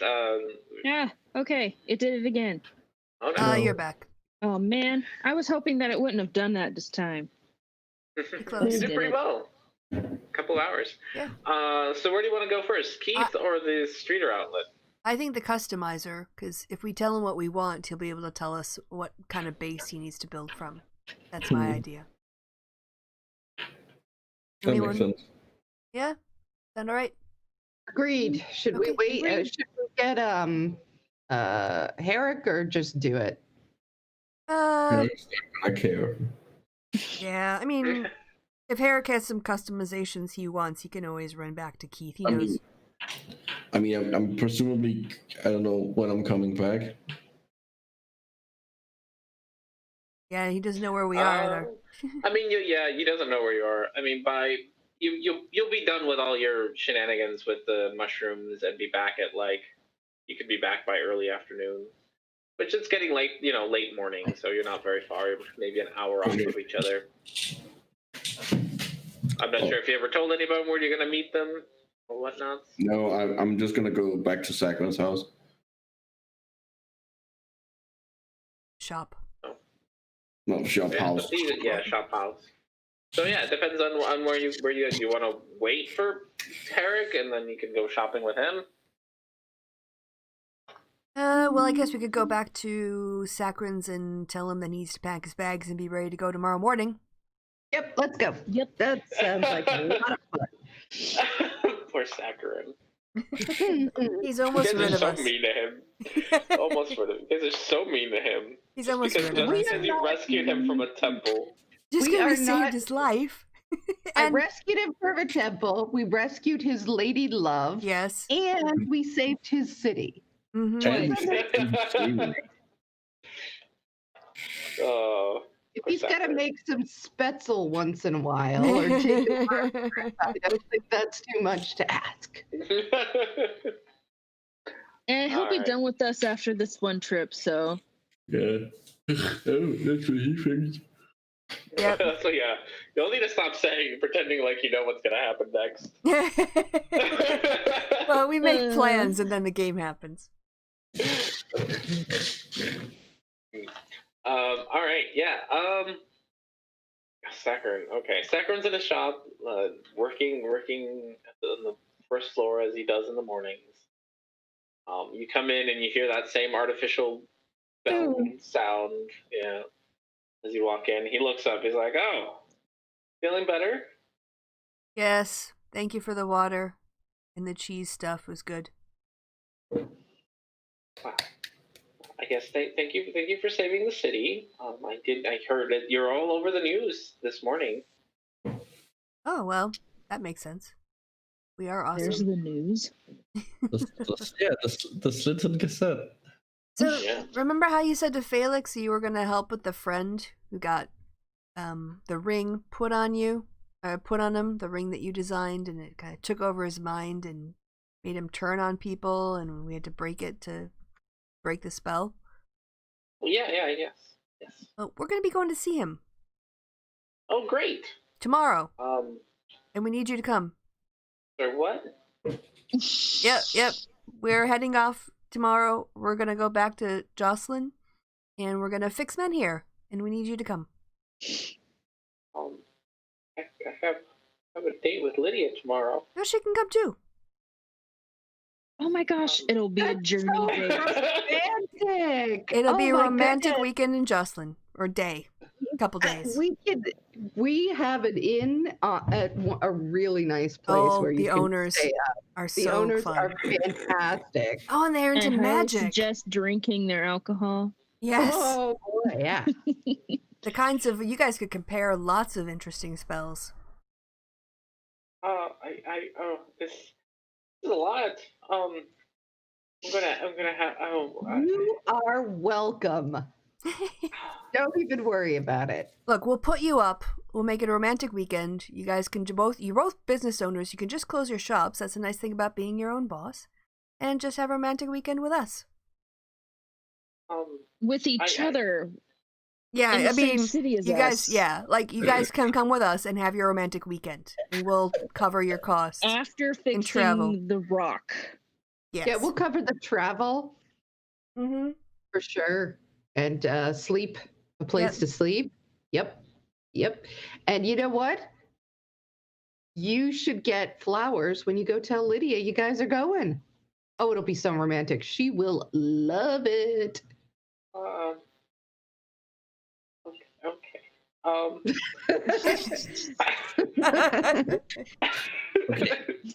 Sakura needs to learn to stand up for himself. Jesus Christ. Yeah. He's Just not in this moment. He could do it he's a after bit he's too done nice. fixing our friend. He's a fucking pushover. Yeah. You found Sakura in the pushover. Mm-hmm. It's either that or we could kidnap you. But Yeah. this one sounds nicer. Our offer It sounds sounds- To nicer. be fair, Why? he has seen you like destroy giant robot things Yes. on more than one occasion. Like he knows that saying no to you all is probably a bad idea. Okay, hold on. We're not like psychopathic murderers. Like, Oh no, we're psychopathic. I don't know. You And we keep do like murder. one. I think the first day you had him in his house, you were carrying around 2 bodies and wanted to like cut them open. Yeah. So you've made an That's- impression. okay, that's Herrick. Herrick is weird. The other people haven't. I fully support Herrick's right to carry dead bodies around. You're right. I have the literal right to bear arms. Okay, I will. Can we wait a day? This is a lot of news. Listen, You can process on the way. strike while the iron is hot. This is like a whirlwind romantic gesture. If you start planning it out, you're going to lose the drama. Hey, maybe while you're there, you can propose. Perfect place to propose. We're not. I think when you see him turn very red, which for a deep I gnome is totally quite the ship it. color. He's very gray, and now he's very red. I totally ship it. Let's see. What is he wearing? He's wearing work clothes, which means he's got like overalls on and Oh God, like, no. leather Come on. apron. Like he's been working in a shop. He ain't. Let's get you upstairs into something dashing. And Come you can on. pack while you're up there.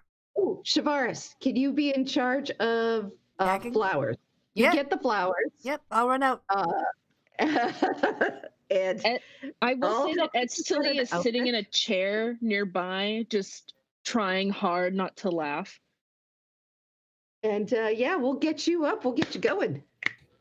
I've got a vision now in my head. Okay. All right, let's get you upstairs You and can get dressed. roll me a persuasion with advantage because you are all fucking jumping poor Saccharin.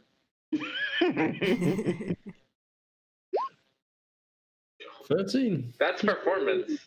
That's Oh. performance. He said persuasion. Yeah, sorry. Oh, That's even better. interesting. That is better. He's still very hesitant, but he like, oh, okay, if you think so, I do. I give it know. a try. This is the kind of thing that women love. Sweep her off her feet. Yeah. I think that's what Phoenix I loves. think I'm an exception to that rule. You're yeah, we're talking about the warm-blooded ones. Let's go. You gotta be specific about these things. Yeah, he'll show you up to his bedroom and his closet, and you can search through his clothes for something a little bit more dapper. That's what he gets. He gets the dapperest dapper. I'm like, here, go ahead. Yeah, he doesn't have too many dapper things. He owns a shop. Like, I'm but like- he does have clean clothes, and he does have he brings out the nicest things that he owns, which look like they haven't been worn in a while. I give him a little shake. Mhm. It's like, yep. We've got it. Here you go. Chavaris, I'm gonna there go. are no yeah. flowers in the Underdark. No, but there Because must be it's- some kind of store or a shop or something where they sell something like the equivalent. You have Druidcraft. Just make Yeah. stuff. No, I don't have Druidcraft. I guess Oh. it's rubbish. So What kind of druid are you? I'm a kind of a very particular druid. Isn't Druidcraft like She a thing has a that you just particular have? set You of don't have skills. No, Yes. it's an actual cantrip you have No, it's to. a To, an actual cantrip. cantrip you I have to mean, have. you can Okay. have petals blow on the wind. Who the fuck needs that in the middle of a battle? Well, right now, That's all right. I can now- buy these kinds of things. There's got to be like some sort of Underdark version of a florist. And I am in the yes, shopping area, so You are in the shopping area. It's As it turns out, the mushrooms. things that are grown here to replace flowers are crystals. They're rather okay. cheap crystals. Oh. So they're not like valuable. They're not like diamonds or sapphires or Hmm. that. They're more like sugar crystals that you grow, in a cup or whatever. probably experimented with. But they look very pretty. All right, I'm gonna find garnet ones, anything that's close to red, because it's the color of love. Yeah. As you go up to the shop, you do see how they make them. They more or less do grow kind of like you would grow your own crystal at home, where they're sitting there with dyes and powders and mixing them up into these vats, and then dipping what pretty much looks like twine into it, and then holding it upside down so that crystals kind of grow out of them. You see one woman kind of pick off, kind of start to shape them as they're growing. Like you can see kind of the different steps, and that they plug some of the crystal out and kind of encourage the crystals to grow in different directions to get these. Almost they do almost resemble flowers. They're not quite in the same natural. They tend to be a lot more symmetrical, less random because they're being made by creatures. So they tend to be a little bit too symmetrical to be flowers, but they do kind of have that like blooming effect where they start in the middle and then stretch out. So it's like low poly flowers. Yeah, low poly flowers. Beautiful. I will find. I mean, not the cheapest, not the most expensive, like a funeral wreath or anything, but something that would be. Not like a single flower, more like a cluster, like I said, of red and maybe white, if they have it, or see-through. Yeah, they're not very expensive.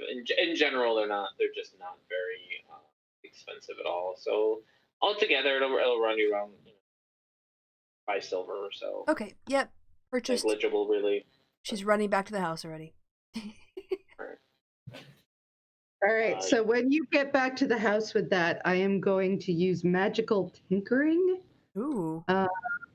And I say, would she prefer perfume or like maybe the music of a violin?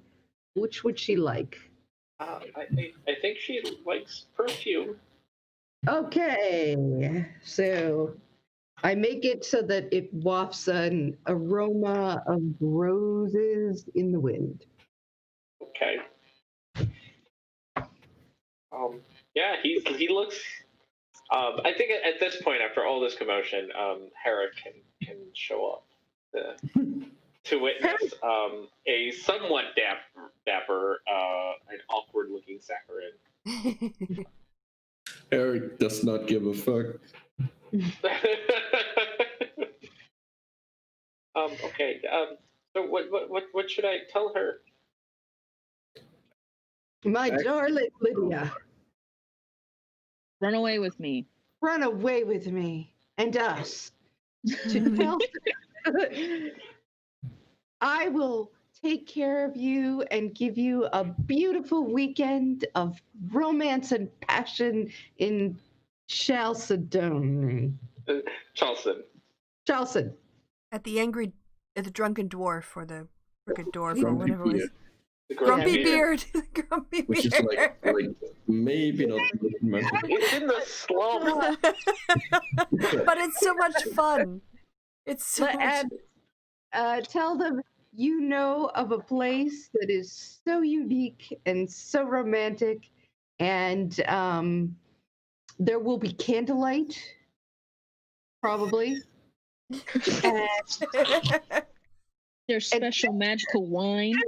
Let's just go, and I'm sure that once you get there, you're gonna just do it. Come on, let's go.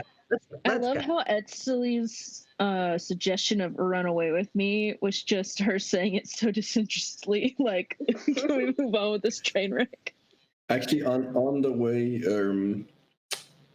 way back, Harry is gonna run by maybe not Simon, but like someone in the army, just to inform them about the creatures and that like I have left them out there.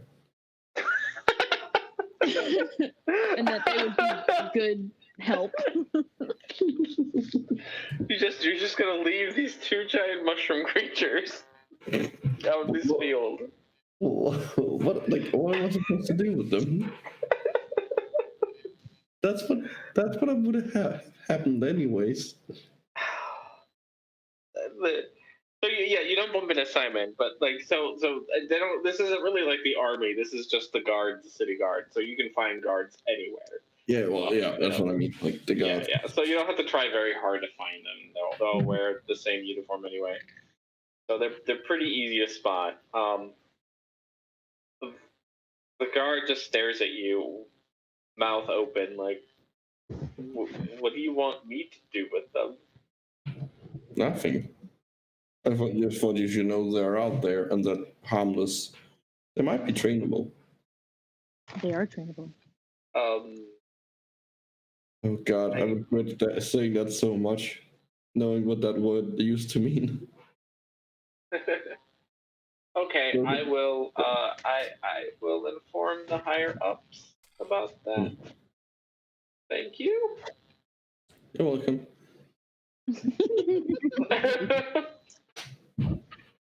Yep.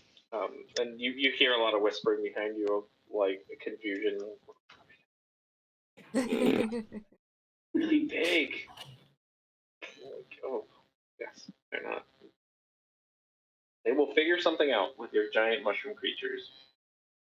I mean, it's their giant mushroom creatures now. But they're gonna be wandering in here anyways. That's the only place they had to play direction they were going anyways. The road goes the other way too, you know. Yeah, but that's not the road they were going. That was not the route they were going. All right. They should just be happy that they now have something they can probably find a use for them. Okay. We'll see what they can do. All right. So yeah, either way, you make it back to Saccharin, who is looking. Yeah. Who's got his flowers that smell very nicely. Not flowers, his crystal flowers that smell very nicely, and he's looking. I mean, you probably have no opinion about how he looks, but to everyone else, he's looking a lot cleaner than he usually does. His hair is all, squished down and parted and whatnot. Looks a little dorky. But he's ready to go. It's like, can I roll an insight to see if I can figure out what the fuck is going on? sure. On who exactly? On him. On Saccharin? Yeah. He is overwhelmed and confused, but also slightly terrified.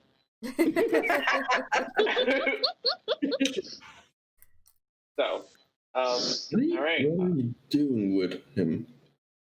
Don't worry about it, Herrick. Oh, okay. Okay, I'll be back, I guess. I have to lock up the shop, so. Do you want me to come with you? No. More. All right. Good luck. He walks out of the shop and locks it, and just very what's the word for it? Reluctantly walks down the street. 8 o'clock tomorrow morning. Kind of turns back and looks at you and gives you like this little one-handed, like, very small wave. Herrick, you can definitely see like the fear in his eyes. Have her come spend the night. Good at improvisation. Have her come spend the night at your house so that we can leave earlier in the morning. What have you done to the poor man? Oh, he's be fine. He needs a good kick in the ass. Fluffy Yeah. boy, don't worry about it. I'm beginning to think that maybe he is having an issue with commitment. Yeah. Look, they're gonna name their kids after us because he's gonna be so grateful for what we did. If you continue this, he is gonna need to be committed.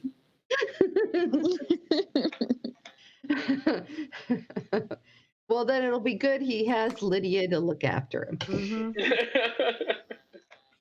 Good thing. Disappeared for like 2 weeks. Like 3 weeks. God, he disappeared for like almost a month.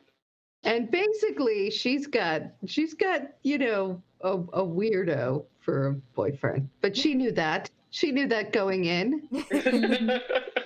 Maybe she's into it. Maybe that's her kink. Who knows? I mean, in your group, you do have a snake woman who's really into a giant Komodo dragon man.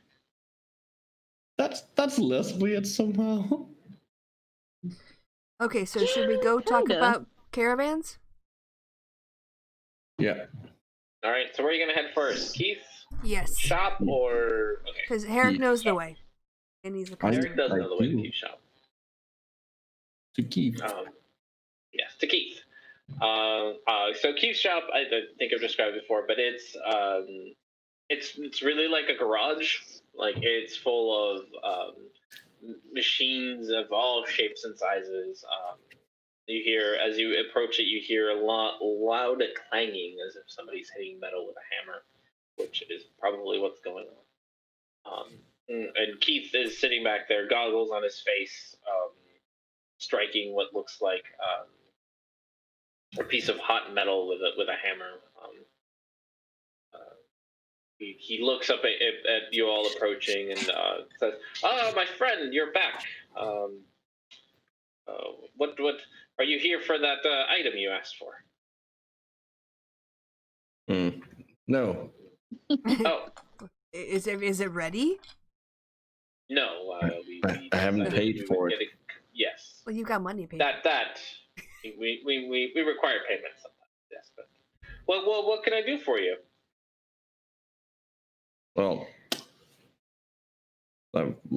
technically, I don't know what their plan is. So Okay. So luxury, live in, sleep in, have a lab or a workshop in kind of situation that can really it needs to be kind of it needs to have some splashiness to it because we're a big deal, we're a big fucking deal, and people need to know that when we're walking in. And there needs to be like a place for Shivaris to have some plants, um, a love nest for Etzli. Should she ever find a lizard man who's interested in that, we need a lot. Cough, cough.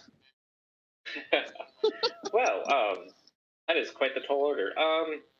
Do you plan on for if you plan on using it here in the Underdark? That's usually the bigger that things get around here, the harder it is to get them through many of the passages. That's why we need it to be retractable.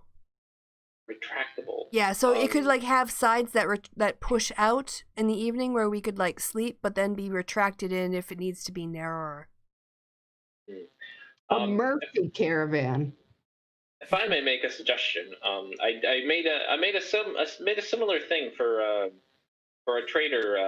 What was his name? Zim. Yes, Zim. He had Invader Zim? Mm-hmm. No, Simba and Sim. We met the guy before. His what we found was a good solution for him is his caravan comes apart.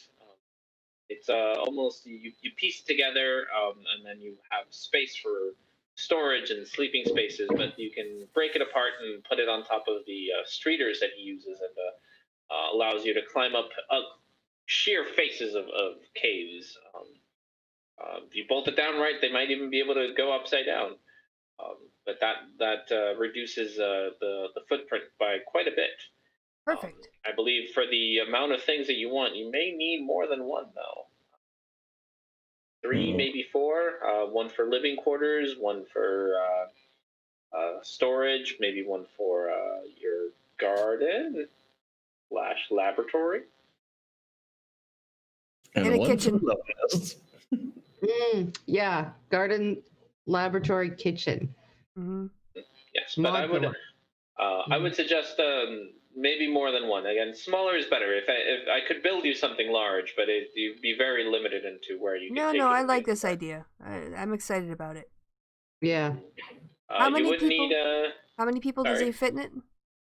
In one wagon, if you want a sleeping wagon, that'd probably fit you. I already forgot. You sent it to me. Whatever it was that you sent it to me for one wagon. I think it's 6 people. No, Okay. 4 people inside, 1 driver. For like a sleeping wagon, 4 could sleep inside while Oh yeah, drives, because we'll have some retainers now, so but we'll need to we can maybe work on Yes. that permanent rope trick for extra space. Okay, Yeah, there's probably space to be able to sit on top of if you need lookouts, those kinds of things. Mm. do we so- want to be holding 4 streeters around with us? That's a lot. Well, we wouldn't do that until we came back and started the business. This is going to take a while to do. That's So true. Yeah. we're talking about Yeah. going up over land or whatever it is, and then coming back down and starting. Yeah, I know, but like that's So- still. I It's mean, not like- streeters are pretty much if you get 3 of them, they're pretty much mounts. They're just like horses. Yeah, Except they're a little nicer because they can actually go up sheer cliffs and whatnot. Yeah. You can ride on top of them. So no, they're not going to take up all that much room. Every once in a while, if you need to collapse things, you're going to have to take like an hour to take everything apart and put it away, and then yeah. an And hour to rebuild it. Sorry, it doesn't rain in the Underdark, does it? So it's not like it's going to get super cold and snow. We're not going to have drifts of snow to deal with, or floods, or rain, or what? They have weather. Water.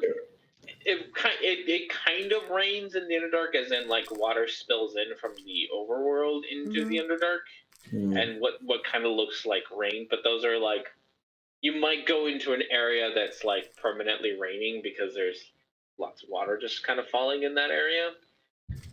But it's not like the weather's going to change on you suddenly and you're going to have to like do things. Like it's more like, oh, we're going to enter a really wet area, or we're going to enter, a really cold area or a really hot area.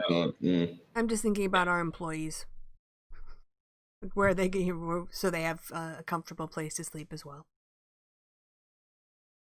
Yeah. So yeah, you can try three streeters would get you kind of the basic. More streeters would give you obviously more room if you want. Like depends on how nice you want to be to your employees. If you want to stuff them all to get like, you can have 2 living quarters that would be more than enough space for like you 4 plus any other extra staff that they can have a break room and that kind of stuff. Of course, like if you do sleeping quarters, you'd each get kind of some storage area to some chests and stuff to put your stuff away and whatnot. Or under the mattress, kind of like lift up. Yeah. Under the bed. Yeah, you'd each pretty much have your own private room. That wouldn't be very big, but you have little room to call your own. Oh, a little cupboard. Yeah, like a little train cupboard. car, but smaller. Yeah, pretty much like kind of like a train cart. It'd be a little cramped. Again, if you each want your own room, you can each have your own wagon with your own strider, then you each have your own room to do with as you please. Well, that would be 4, and then. How much would that cost? Well, what I'm thinking is, if we have one that has sleeping quarters for us each, we could probably also have all the like Shivaris can have her garden in her. I'm just assuming you wanted a garden. I just. Oh, I love a garden. Just as an example, like assuming like you could, if we each have an individual one. Yeah, you can each personalize it to have like you. If you have one each, you can you can put up your whatever corpses up or whatever you want. You can definitely have a garden. You can have a laboratory. It's just a butcher shop. Yeah, and then we'd each have to like put up one employee, right? So 2, sleep 2. Yeah. Yeah. So that's one way to. I mean, you can also you can rearrange it, but it's going to depend on how many of these caravans you want. Since you did ask for price, he doesn't know the exact price. He kind of gives you estimates. To outright buy a wagon, it's just to buy the wagon is going to be 35 gold pieces per wagon. Okay, that's enough. To buy a streeter, it's going to be 50 gold pieces per streeter. Again, almost nothing. Almost nothing. You guys have a lot of money right now. Yeah. You do have to maintain the streeters, but that's also super cheap. That's 5 copper pieces per day of buying feed and whatnot. Okay. Yeah. And you can buy feed ahead of time and we keep it for our streeter for like a month at a time. Yeah. Yeah. Also, wait, what do they eat? What the streeter eats? They eat meaty things for the most part. Okay, I can supply some food as well. Yeah, you might be able to if you need to, but again, it's not all that expensive to buy. Yeah. Like it's not like they're buying, filet mignon for them every night. No, but like what I mean is, if I can hunt down food for us, I can also hunt down food for the streeters. Yep. Yeah. And then making the modifications, that's where it's going to get pricey because just getting wagon. That's all it is. To get a wagon that gets taken apart, you are looking at about 500 gold pieces per wagon. But that's finished. That's to do it. Yeah. So he would make you a wagon that comes apart, and then he can't do any magic stuff. So it'll just be kind of like mechanical, like with the interior how you want it, kind of stuff with as many shelves and whatever that you want on the inside. Probably not shelves because you need to fall apart, but you get the idea. He can customize it.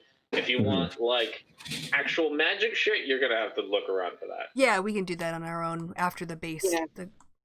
Yeah. Core is built. Maybe we can maybe have them upgraded to be like self-assembling and so we don't have to spend an hour. So we just like they're just like transformers. Pop out, so, yeah, they're like pop-up caravans kind of thing. Little I'm thinking of the thing with a handle when they used to have the old-timey cars. You had to wind it up, to get the engine started. Yeah, that's called. Yeah. Yeah, you can figure out a way to do the convertible ones. Yeah. Yeah, basically. Yeah. So and again, he gives you so there's more than one way to do this. If you want something smaller, you can put it on the back of a streeter, so that kind of like rather than it being pulled, they kind of like hunker underneath it and then push it up. Those aren't necessarily collapsible, but you can kind of put down the tent bit and quite a bit smaller. It's a little bit harder on the streeters to carry things around on their back like that for a long time, so maintenance on streeters might go up. Pulling it around has the advantage that it's easier on the streeters. You can make bigger wagons, but you do have to kind of take them apart. And you're pulling them, which means you have to worry, not with Herrick around, probably not as much, but you have to worry about like finding a relatively smoothish road. Doesn't have to be perfectly smooth, but as long as you have me, that is not a problem. Yeah. With Herrick, it's less of a problem. There's always going to be kind of a limit where it's like you can't. Yeah, obviously. Yeah, like you're on the Underdark. You ain't gonna find. Of course, even if if it switches to Menhir has the ability now to spend 10 minutes to like find routes with commune with nature. So I think we should go for one for each of us, and we can maybe Sounds good. Yeah, one. Yeah. I can arrange to buy the wagons and have them delivered here if you like. Well, we're going to need them sort of made to our specs. Can you do that? Yes. So how this works is you give me your specifications. I will write them down. I will get the wagons ordered. Those wagons that will be easier for me to modify. And I make all the modifications here in the shop and be ready to go. You'd still have to go find streeters that I can point you to a streeter breeder. Gosh, that's a word. A streeter breeder that I work with. If you'd like to get streeters from him, if you'd like to use other animals, there are plenty of creatures in the Underdark. I have heard of somebody who uses a purple worm as their form of transportation. We prefer streeters just because they're very good at climbing and finding their way around. But there are other creatures if you'd like. So what do you want, half up front or something for expenses and things? Yes, at least half up front, which if you want 4 carts, that's 35 times 4, whatever. Hey Google, what's 35 plus 4 times 4? Well, 500, right, for the customization? Yeah, you said it was 500 for the 500 for, so it'd be 2. So you'd have to pay the carts out separately. And then 500 per, so that's 2,000 gold. That is 2,140. Yeah, there you go. And he'd get Well, at least all the wooden and mushroom divided by stuff half. for you. 1070, right? Yeah, 1070. All right, let's get a 1070 out of the kitty. Yep. All right. Okay, I am also gonna hand Herrick is gonna hand him the hunting trap and ask him like the custom piece we talked about with that. Oh yeah. What were the prices on that? I don't remember. That was like really expensive. It was really expensive. If you wanted, I think if you wanted the really expensive one, it was like 10-ish thousand gold. Like, something like of that. course, if the others are okay with me spending that money. It's your money. I mean, well, I don't know if you're splitting it or not. I mean, a portion of it is yours at some point, so Yeah, exactly. you know, just deduct it from what we divide up later. That's fine. Yeah, I guess. I will have to look at. I know I wrote it down somewhere. I just don't know which of my many notebooks. It was like 10,000 some. No, I think it was 10,000 for the really good one, which ended up being like pretty much a Steel Defender. Steel Guardian or Steel Defender. Steel Defender, yeah. Yeah, the Steel Defender from the Artificer for 10,000 gold, which is more or less immortal. So very low maintenance. Yeah. Yeah. That's Okay. if the others are mark okay. that stuff up. Mark it off your kitty and money stuff, and he will. Oh, it'll take about a week or so to get Okay. for you guys. Yep. We'll be back. I'm assuming he also wants the half on the. Yeah. I mean, full or half. Yeah, however much you want. Okay. Let's just give him half in case we don't come back. He'll take his So you want 5,000. us to give 5,000 out of your share? Yeah. Okay. Yeah, I guess you guys need to figure out how much you each get individually versus how much you can put into the kitty. Well, I mean, I think actually Micro did the math already. But it was something like 25 and change. But yeah, like there's kind of like kitty money and then personal. But I mean, we could just deduct that from whatever personal. I mean, if we're each getting a personal wagon, then yeah, we could also just do it ourselves. Yeah. We just like each pay for our own wagon. That makes it easier. Yeah, well, I mean, the thing about that is, you know, like if we're gonna have employees and stuff. But we could also kick in each for the employees and things. Yeah. So I mean, just a suggestion: you could invest in your company and each put up like some money as like the kitty money. Mm-hmm. Yeah. That you each put in whatever, and that's your kitty money together. That's shared funds, and then keep your own personal funds. All right. So what was it like? 25, 125. Like. Yeah. 25, 125. All right. So let's assume we all put in 10 for the kitty. Sure. That's subtracting 10. Yeah. So that's like 40 for the kitty. Yeah, and that'll keep us in employees for a while. So. Yeah. And and it was. I need a calculator. Micro, can you be in charge of the kitty? You're good at math. I'm not Google fast. I'm actually terrible at math. Sure, I will. I just need place to write stuff. And it was 500 for the customization plus for the cart divided in half. Right? So 535 divided in half. I'm gonna use the truck. Yes. Each one of you can pay whatever 535 is in half. Like I said, in case we don't come back. Divided by 2. No, we have to come back. Well, not all of us. Not all of us might make it back. Who knows what R&D has in store for us? It's 267.5. Yep, 267.5 each. So is that coming from the kitty, or we're not taking any money from the kitty right now? No, that's the kitty is the kitty, and you have to take it out of your personal funds at this point. Okay, cool. Just wanted to make sure. Yep. I put kitty 45.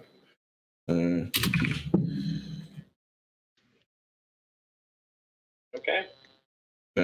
So, and I'm also paying the 5,000. So should we just put the money we have, like our personal money, in their own sheet, I guess? Yeah. You have the kitty You're and the your only one personal with- money? Yeah. And then we've got our personal money. Yeah. So that's. I just want to kind of. Man, someone needs to do D&D Excel sheets. Yeah. A fake system. I mean, also, not. You all can also get an accountant. That is also something. Or treasurer. Well, there is other taxes. I was about to probably. say, is Micro now You guys our haven't really engaged in a whole unofficial lot of. treasurer? But yeah, there probably are taxes. These cities do function somehow. So Well, not if we run away. yeah, you guys just aren't residents of like anywhere. So We're sovereign citizens. yeah, it is safe to assume though that if you show up with cargo or a big ship that or Yeah, caravan taxes or whatever, and you're stuff. probably going to have to pay taxes to get into cities. Mm-hmm. But we don't have any goods that we're safe moving. assumption. Yeah. Yeah, that kind of change. You're no longer just traveling between. Now have caravan, so taxes are probably involved, and or bribes to let you into places. Or gonna have to do those kinds of things probably if you want to travel around with a caravan. Even probably up in the overworld if you wanted to travel around. All right. Cool. Well, with that underway, can go. All right, so yeah, he'll work on that. He'll let you guys get a week to see him again, or until the next time you have to see him. So maybe we should talk to those people and tell Yep. them that we'll be back in a week. Well, we could also When give we them the start. option to come with us tomorrow or next week.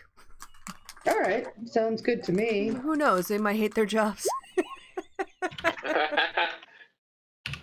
So do you want to? Okay, yeah. So at this point, you're getting close to evening. So with all your shenanigans with saccharin and card shopping, you do spend a lot of time in, and you guys can do this kind of on your own, designing your own interior to each of your cards. Cool. Yeah, can I get you that after? Yeah. So that's not That's important right now because it's got to get built. But you all take your time, design. However, I'll give you kind of limited dimensions that they're going to have to be. But Yeah. Other than that, you guys can kind of build, however many chests you have or whatever it is you want. This is all going to have to be very basic stuff, like made out of wood and maybe iron. But definitely nothing magical or necessarily like too complex when it comes to being mechanical. Things like latches and opening drawers and things like that are fair game. But you ain't gonna have anything automatic. Yeah. Cool. Yeah. Oh, so you'll dust off those IRL, design your wagon. That's all you. You all get to design your wagon. Yay. All right. And each of us should have a letter on it, so it says "Last Ditch Effort Ltd." Yeah. LTE, LTD. Mm-hmm. Sounds good. Yeah, you can advertise as you go around. All right. So yeah, so it's getting close to evening now. If you spent some hours designing, and he's got kind of like a little not too fancy, but a little waiting room where you can sit and draw. He brings you some paper and whatnot, and you can sit there and design things. He kind of points you to like the directions, like you can't really do that. That's not gonna work. You don't really want any open shelves. Things are gonna slide off. You want to make sure that things are put into boxes with latches, which are much safer. Gives you some pointers and whatnot, but otherwise, basically IKEA. Yeah, he gives you, but otherwise he gives you the gives you the freedom to design what you want. Okay. Cool. And then as evening approaches, did you want to go find your 4 Oh yeah. potential? Okay. Let's see who these weirdos are who want to come hang out with us. I do have pictures for them, but because my computer's down, it's hard to put them up. So, you'll have to try. Probably get descriptions. So, with that said, where is it? Here you go. Okay. So, you make it back to the Crooked Shroom, which is starting to again fill up with people as the end of the day shows up. And at a table, you do see that 4 people have gathered. 3 gnomes and one, again, kind of odd to see one, but one dwarf hanging around. Good old fashioned dwarf too, not a gray duergar, and not half duergar, Oh, but a good old fashioned dwarf. interesting. Hanging out down here, and then 3 gnomes. One gnome is particularly she's wearing her some pretty heavy looking armor, and you see kind of leaning up against her chair is a shield with like almost look like slits that you could be able to see through. She also seems to have like next to the shield this like wooden looking box with like straps on it. Almost just looks like an apothecary drawer set, but it's in a backpack sort of thing. You see one of the other dwarves wearing much lighter armor. She seems to be wearing an eye patch over her right eye. Looks rather tough. Has a few visible scars kind of on her neck and chest. You also see a male gnome who he's wearing armor, but he seems rather uncomfortable in it. Like he's wearing the same kind of outfit that the guards are all wearing, so he looks like he's got to wear the armor, but doesn't seem particularly happy about it. Like he keeps shuffling and like kind of moving around the pieces, and looks like he just wants to take it off. He does seem to have he's holding onto the side attached to his belt on a chain. There seems to be some sort of book. And then you get your dwarf, who is very classically dwarfy dwarf. Long braided beard. On top of his armor, he's got almost like a cloak that just sits behind him, more like a cape. He seems to use it more like a cape than an actual cloak. The shoulder pads and arm guards on his armor, he seems to have customized them. They're a lot sharper looking, almost like scales, but like they're pretend scales of a dragon. They're shaped like it. And yeah, those are your 4. Maybe we should each take one and do an interview. Sure. Yeah. All right. Who wants to go first? And who are you going to pick? I guess. Who wants to go first, and who are you going to talk to? I'll talk to the magic person. Talk to the magic person. All right. Yeah. I don't know. I should I am either back. Okay. I should either take the dwarf or I should take the fighter with all the scars. I don't know. Said one of them had like pouches or something. Yeah. Like a box that kind of looks like an apothecary box. Oh yeah, I'll take the apothecariist. The apothecary. I'll take whoever's left. I'd say that's the dwarf. Okay. All right. So you were magician for Felix, right? Yeah. All right. How are you gonna approach them? They're all seem to be having their drinks and whatnots. Hey, come on. You, come here. And I point at him and I take him off to a separate little area. All right. And like, oh, okay. Oh, you're Felix. Oh, how you doing, Felix? Oh, it's so nice to meet you. I've heard all about you. And he kind of keeps like holding his. You know how football players kind of hold like the collar of their body stuff. Shoulder No, pads. no. They're like Oh. Okay. Shoulder His pads. joke strap. shoulder pads. There we go. They're like shoulder pads that kind of hold it by their collar and kind of pull it forward. Like you see him constantly doing that with his armor. Like he's just. I don't think football players are always holding onto their jock strap. Well, that's baseball players. No, Baseball that's players, other one. that's rugby, and that's after. Yeah. So yeah, see, kind of like that, kind of always tugging at the collar of his armor and like trying to readjust it. Right. He's got a big smile on him though. He's very excited. Like, oh, okay. What's your this name? is so exciting. Oh, my name is Bruno. Mars? No, Estes. But good guess. Don't know what a Mars is, but good guess. I'm not even there. You're not even there. I'm taking it.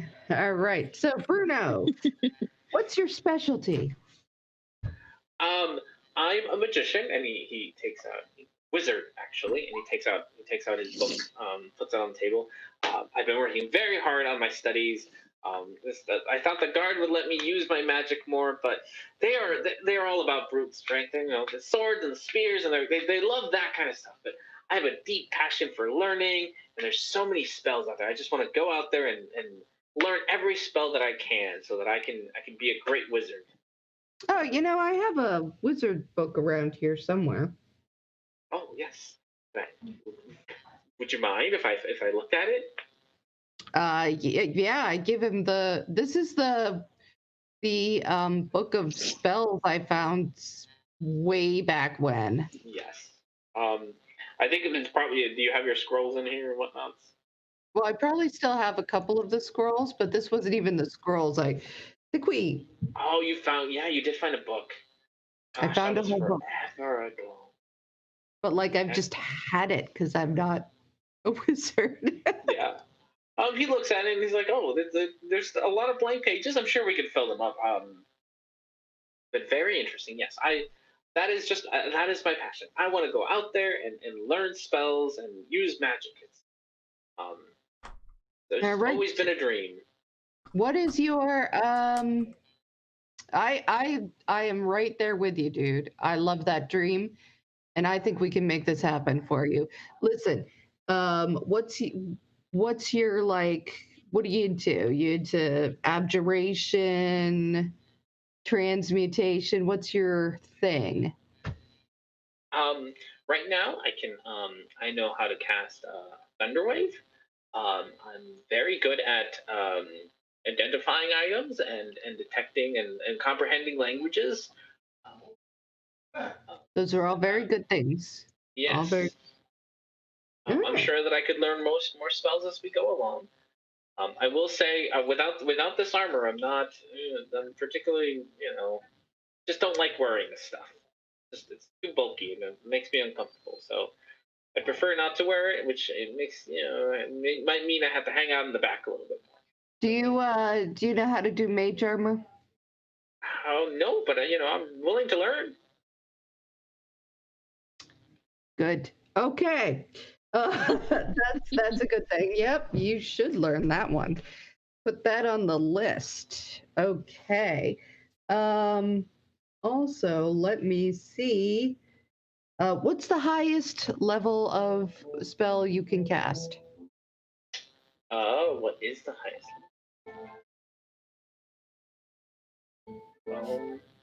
Probably not very high. He is a level 4 wizard. Whatever level 4 wizards can do.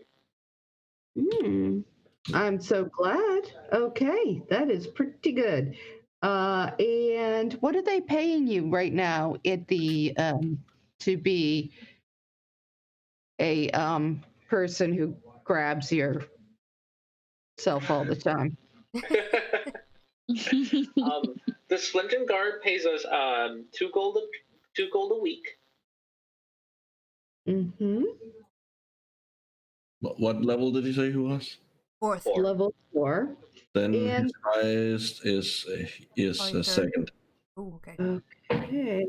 And would you be able to go tomorrow? First thing in the Tomorrow? morning.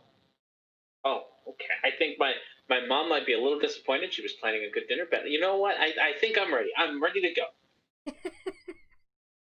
I mean, we're also coming back in a week too. So if this is a problem, Oh no, I think my mom wants to kick me out of the house too.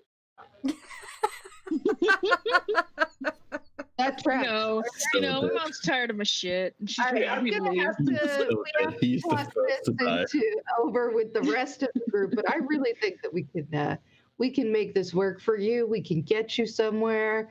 You will be the greatest wizard of your generation with our help here at LTD LDE.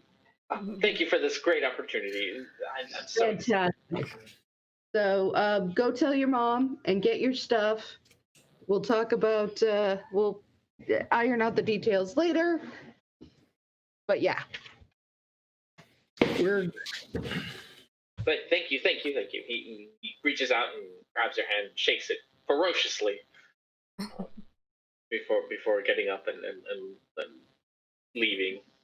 You see him come back like 20 seconds later to pay his bills, face tab, then walks out again. all right. So next person. Who's next? Who wants to go next? I can go next. Which one did you have? You had the dwarf, right?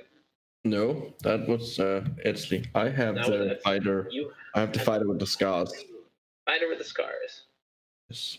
I'm assuming they're a fighter. I know. Yeah. Knight, I guess. No. Okay. I will give you all the stat blocks.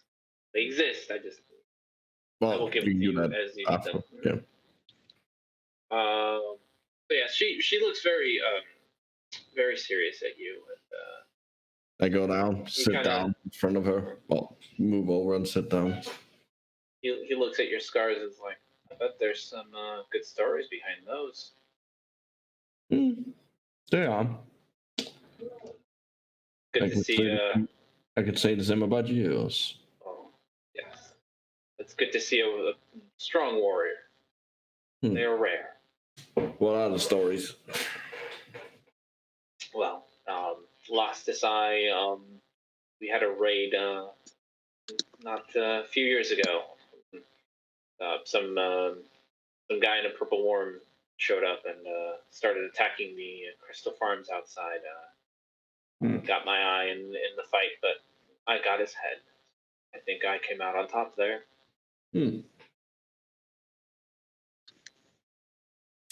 Excellent. I've heard of your accomplishment. I'm quite impressed.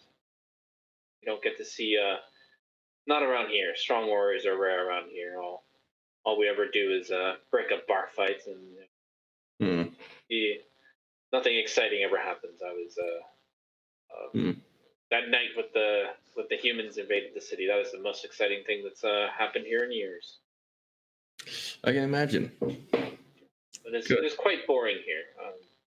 When I heard that heard about your company, I figured I might be able to get a little bit more adventure. Certainly. Adventure, mortal peril, that kind of thing. Yes.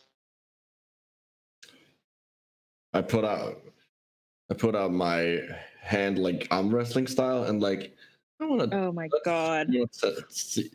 See how strong you are. Oh. Well. How can I turn down an offer like this? I know this person. This person is fucking the gnome version of Herrick. Well, good thing you got her. Got her. Okay, yeah. Do me a straight up strength. Straight up thing. Okay. Strength. We'll see. What did you get, lady? Oh, not too bad. Not too good. Ooh. Oof. I You let her win. Oh, okay. Thankfully, okay. You. She puts her arm out, and you sit there. And at first, you're like, "Oh, I got this." And you seem to be pushing her back. And then she just looks at you and smiles, and before you know it, she slams your hand back onto the table, and just looks at you with a smile. It's like, I hope you can do better in battle, my friend.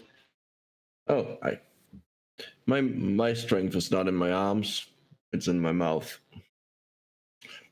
But That's what she said.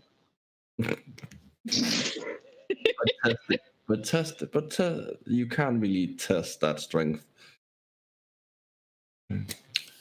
Good. Can you go? When can you leave? Oh, I have no friends here. I have no need for the city. Well, we're planning to head out tomorrow.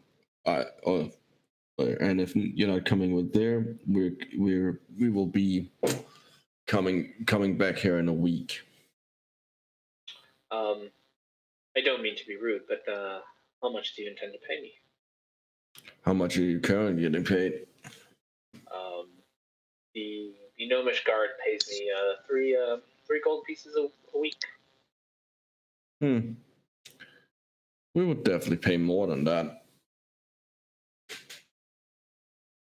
If the price is right, you will have my loyalty. Excellent.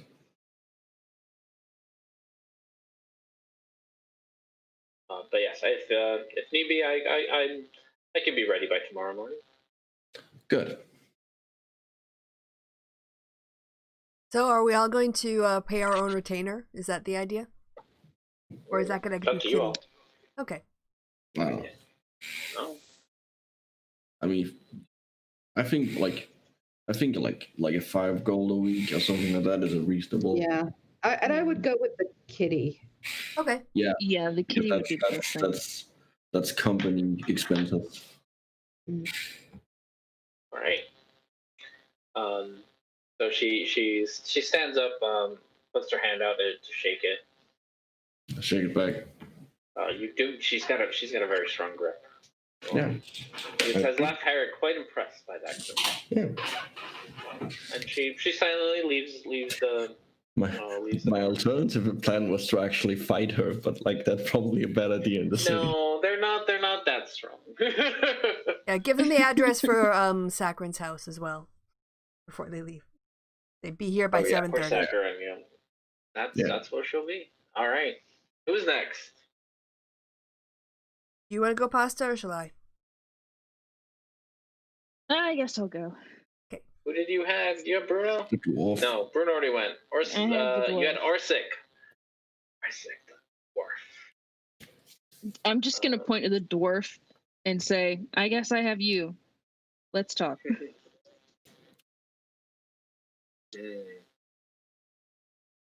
What's your name? Give me 1 second while I read his description. So Orsic, name's Orsic, man. So Orsic Silver Axe. He holds out a pair of silver axes. Oh. I wonder where you got your name. Yes, we dwarfs are very literal about our names. Pleasure to meet you. What's your name, ma'am? Etzley. Etzley, yes.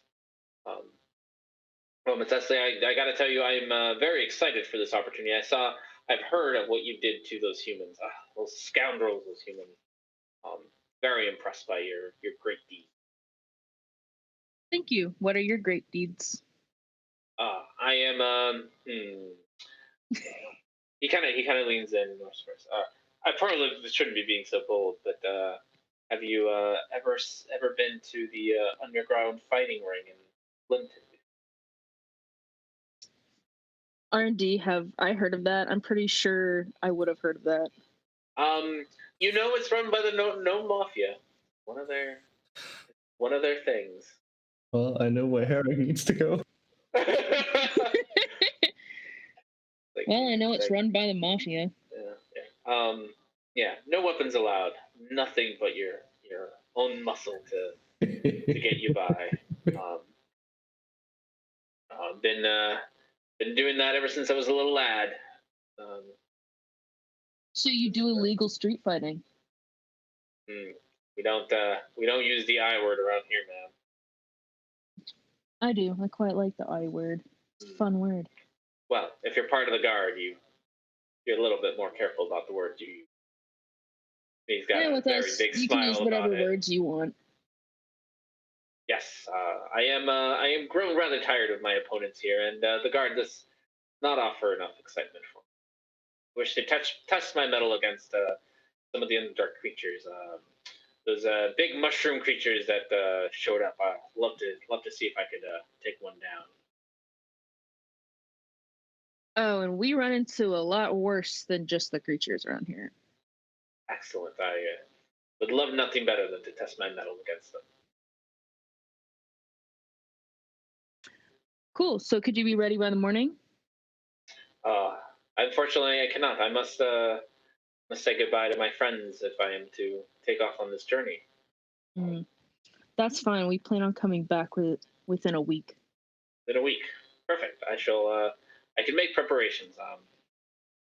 I do have many friends here who I will miss dearly. And I cannot leave without going back to the ring one more time. Understandable. Very well, ma'am. Is there somewhere where I can find you in a week? Yeah, we were talking about Sakharin's house, right? Yep. Yes. For Sakharin, yeah, his house. Everyone's meeting at Sakharin's house. All right. Very well. I will be there in a week's time. We'll see you there. All right. Right. So, yep, the one, I guess everyone else is left, so I'll just sit down at the table, the cleared out table next to. Well, I'm assuming all of these conversations take place at the same time. Yeah. But you guys have all. Yeah, like, everyone taken kind of people broke off, and Shava kind of stayed sitting and sitting there waiting for you. Yeah, all right. sure. Yes. Heavily armored gnome. Big shield next to her, an apothecary box as well. She has since you got here has been sitting in straight and proper the whole time. Never once has her back slouched. She looks at you and oh, madam, it's a great pleasure to meet you. She reaches out a little gnomish hand to shake. Shavaris will reaches out and says, "Hello, I'm Shavaris." Oh, the name is Shava Cornrows. Oh, that will be easy to remember. Shavaris. Yeah. So Every what? time I hear that name, I think of my witch. What kind of thing do you do on the battlefield? I'm a field medic, man. I'm quite good with medicines, anti-venoms, your poisons. Very good in making sure that all of my compatriots stay alive. And are you more sort of the hang around in the back and do things, from behind, or are you more sort of like getting a scrap and then heal the person you're fighting next to? I rarely find that the injured people are in the back. Yeah. Very good. Well, look, here's a real question. This is a really weird bunch. I mean, they're good people, but we end up in kind of weird scraps and weird things happen. Is that the kind of thing you're looking for? Ma'am, I am looking for a change of scenery. I believe that I have outgrown Slinton. All right, well, tomorrow morning we leave to go to the overworld, and we're going to be there for about a week. If you want to start tomorrow, you can join us. Otherwise, we are coming back to town to collect our transportation before we head out to explore the Underdark, and we can pick you up then, which works better. I believe in a week. I do have some matters to get into proper order before I leave. Okay, well, we are staying, and she'll describe Sakharin's shop. And Sakharin, Mm-hmm. Do you know him? There are many Sakharins in the city. Yes, but he's the guy who has the shop with the gong. Oh, I'm sure that I will have no difficulties finding it. All right. Well, he won't be there. Well, he'll be gone for So, but yeah, if you check back in there in a week, when we're back, we'll be there. Pick you up then. Sounds like an excellent idea, man. Thank you. All right. Well, congratulations and welcome to the company. Shakes her hand again. It's a pleasure to meet you. All right. 2 are coming, 2 are staying. That's fine. All right. Yay. You got yourself 2 retainers. So yes, in a week you're gonna owe them 5 gold. So can we also, are we gonna give them a 5% share of any big jobs or anything like that? I'm thinking we should because we 5 can't times do- 4 is 20%. We can do the math pretty easily. Yeah. So just mechanically speaking, there are rules about this. So you can pay them whatever you want. There's no like rules on like how much you pay them. But what's kind of happened in the background is how loyal they are going to be to you is probably going to depend on how well you treat them and how well you pay them. Okay. So if you want a more loyal person to hang around, you probably want to pay them better and be nicer to them. Yeah. Yeah. So I mean, I wasn't trying again, to depends. be If you don't nice pay them that well, they might potentially turn on you or just leave. what just to have an idea, like it's hard to know exactly how much that is. Modest living in D&D is about 1 gold per week per day. No, something. Sorry, I got a cat. Oh, there's a rate to this. Cat. Sorry, now I have a cat on me. The price is living. cat. Oh, girl, I love you, but there's like a living expenses table. Modest is one gold per day. Yeah, so modest is 1 gold per day. So 5-ish gold per week is weekends off, maybe. You'll figure it out how much you think is. And we're providing them housing. Yeah. Yeah, and then I feel like we should probably give them some. Percentage. They should get some kind of percent, because otherwise we're just like hoarding money Mhm. and they're helping us. That doesn't seem fair. Yes. Yeah, they should get. They may raise up and seize the means of production if you don't. Mhm. Yeah, exactly. So so that's up to you. Like I said, there is no hard rule on how much you should pay them, but if you pay them well, they're more likely to stick around and be faithful and work hard for you. If you pay them shittily, they're probably gonna be shitty employees. Yeah, that's okay. Yeah. So that's your plan. You guys can figure out how much you want to pay between now and next time while you figure out what your cart looks like. Cool. All right. Anything else we want to do in Splinton before nightfall? No, got our cart, Or- got our payment, got our retainers. Okay. Go back over and tell Sakura that in a week's time, when he gets back from his romantic getaway, that he's gonna have people coming in and checking in for us. Okay, can we, like, here's the question: can we actually go to Jocelyn and then go to the overworld, get the stuff we need to get done there, and then come back in a week? Oh, a week or 10 days. We hope. We'll find out. You can. Herrick can do a. Does Herrick even know where? No, I wouldn't know anything about the overworld. Yeah. So I would know a small bit And Felix before would I moved presumably down know. here. Felix would presumably know where it is. I mean, Felix would know. Well, Maybe we could do a I'm not message sure. spell to Sakrin if we get delayed. Roughly where it is. yeah, you might be able to. If somebody wants to do a survival check, you might be able to get a good idea of how long it might take you. Okay, I'll try okay. because I've traveled, so I think her Okay, survival isn't I'll terrible. help you. Hopefully her survival isn't crap, but we'll find out. Oh no, this is one of my proficiencies. Yeah, 20. 20. Okay. Yeah, 20. So typically, but you can travel super fast, so Yep. It's gonna be up to you guys. Typically, from where you are to make it, there's 2 ways to make it to Sock. One way is that you make it to like a neighboring cave system that makes it up to the surface, and that's a bit closer. That would probably on a typical day or typical travel would take you about 5 days to do it. Probably less if you're misty stepping your whole way there or whatever you're doing. The other way that's a little shorter because you can make it right into Sock. There is an entrance to the Underdark that meets up with Sock, like the Caverns of Sock. It's only 3 days away, but are they going to let you in that way? Is like probably much more dangerous and difficult. Well, the question is if we should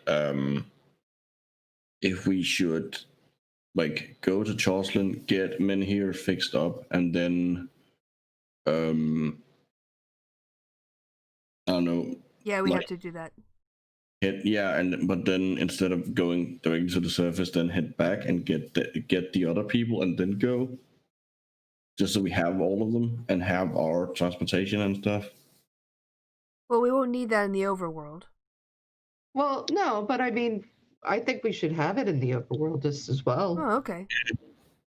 Freak people out, but okay. They're bugs that we're riding on, but sure, why not? Well, we can make it so that it can also go. Well, we're going to a dwarven city, so I don't think that will be as weird for them. Okay. Yeah. I guess You're it pretty depends sure on. that you can get horses to pull it if you needed to in the overworld. How- You might not be able to pull it apart and do that function with horses. I That's guess true. I'm kind of wondering, just for Felix's mom's sake, how time sensitive Felix thinks it is. That's true. Felix trusts. I think that Felix would trust that her mother can figure out how to get around and stay ahead of the fuzz for a week. Okay. Because I just don't want like suddenly things. It feels like it would be better to have all the things we now have ordered and all the people actually have them with me before before we venture out and shit starts happening. Well, we'll have half of them. The thing is that I can take up to 10 people on the Windwalk, and that we don't need our caravans for that. In fact, we'll have to go just by land with that. Well, I am. So caravan, if you take the caravan, you'd be going faster than if you were walking, just walking. Mm-hmm. You'd definitely be going slower. Like if walking is speed 1, caravan is speed 2, when walking is speed 3. If that makes sense. Yeah. So, Mhm. You're not gonna if you're on the caravan, you're not gonna be You're not gonna be like going slower. You'd be going faster than if you were walking. As long as you don't bump into any craziness on the way. Yeah. Which you're gonna bump into even if you're walking. You're just gonna be able to avoid it if you're when walking. Mm-hmm. So, but I guess the first thing is to get to Jocelyn. Yeah, then we can decide it from there. Mm-hmm. Yeah, because I guess you still have to decide if the men here is gonna tag along. Yep. Oh yeah, we need to figure it out. All right. So, unless you have anything else to do in Slinton, we can move on to the next morning. Well, we can have Where are a you guys restful staying, night. by the way? Where was the night? Where are you staying the night? I'm going back to Sakran's house. I'm No one's going home. wherever everybody else is going. Yeah. If you make it back to Sakura, no one's home. No Oh, one's we should go to answering the door. Lily's house. Oh, he's probably getting it on. Lydia's house. Lydia's house. Well, Oh, probably no. we should. We I don't don't wanna want to ruin it. interrupt Lydia. All right, him we'll and find Lydia. it in then. What about that inn? That inn we stayed in that other time. Okay. That We've fancy stayed inn? Yeah. The Yeah, fancy it's one. still there. That didn't get burned down, so it's still there. Oh, let's go to that then. I think it was rather pricey. I think it was like 5 gold a piece. I mean, not that you guys care at this moment, but it was a bit pricier because. That's fine. We'll have a good night's rest. I just did the math. If we pay them like 1 gold each day for each day, we have enough. Well, the math is pretty obvious. We have enough money to like keep them up at that level for like 10,000 days, which is like Before we make any more money. Yeah, before we what is 10,000 days in years? Like, I don't know, 3.5 Like 3. years. No, that's thousands. Oh, yeah, that's a lot. Huh. Either way, yes, you have It's 27 years. 27 years without having to go actually do another job. Yeah. So, all right, cool beans. So yeah, so it'll be 5 gold a piece to stay at the nice place. It's just as swanky as you remember it. It's got magic running water. They're just like, ooh, not even indoor plumbing. Weird artificer magic-y nonsense. The elevator has been adjusted, so it's not as rough of a ride anymore. Cool. But otherwise, unless you need anything, it's going to be a rather uneventful night. Ew, uneventful sounds good after all that. How much money is that for all of us? 5 each. 5 each. 5 20 each. gold. Okay. All Oh, right. are we just taking that for our personal stuff? I'm guessing. I did. Okay, that works. All right. And then back to Saccharin's in the morning. Yep. Yep. All right. Meet up with two. You see when you walk up to Saccharin's shop, you see him sitting outside with a big backpack on his back, waiting for you all. Cool. Are retainers anywhere? Are 2 retainers? Oh yes, your 2 retainers are also there, leaning up against Saccharin's shop. Hey, cool. 2 backpacks. I will give you the stats for them when I get a chance, but they do have stats. Okay. Well, And so are you playing, or are you playing them? So the way the loyalty system was, if it gets low enough, yes. If it stays high, no. All right, so they'll get their own sheets. Yes. I'll give you your own sheets and whatnot. So Okay. Kieho and Bruno are there waiting for you. All right, is Lydia there? No, she doesn't seem to be here. Oh, okay. Does he have the flowers still? He does not have the flowers. He seems to be all packed up and ready to go. All right, so we all set to head out? Mm-hmm. All right, well then I'll cast Windwalk, and we will, follow Herrick. Yeah. I mean, it's a pretty straight route to Jocelyn because they're trading partners. Straight road, yeah. And Slinton, so there's a nice road between them. You do at some point kind of go past the small shrine with like jams and stuff that you saw with the spider webs on top. Way here. That's still there. That's still a thing. But you move super quick. It does take you 8 hours moving before you make it back to the large gates of Jocelyn. Hey. Cool. Yeah, we can land. It takes you about a minute to revert from cloud form back to creature form. Oh, Yes. That halfway minute point is gonna look really weird. We're back in Jocelyn. Oh you do have to go gosh. through the giant gates of Jocelyn.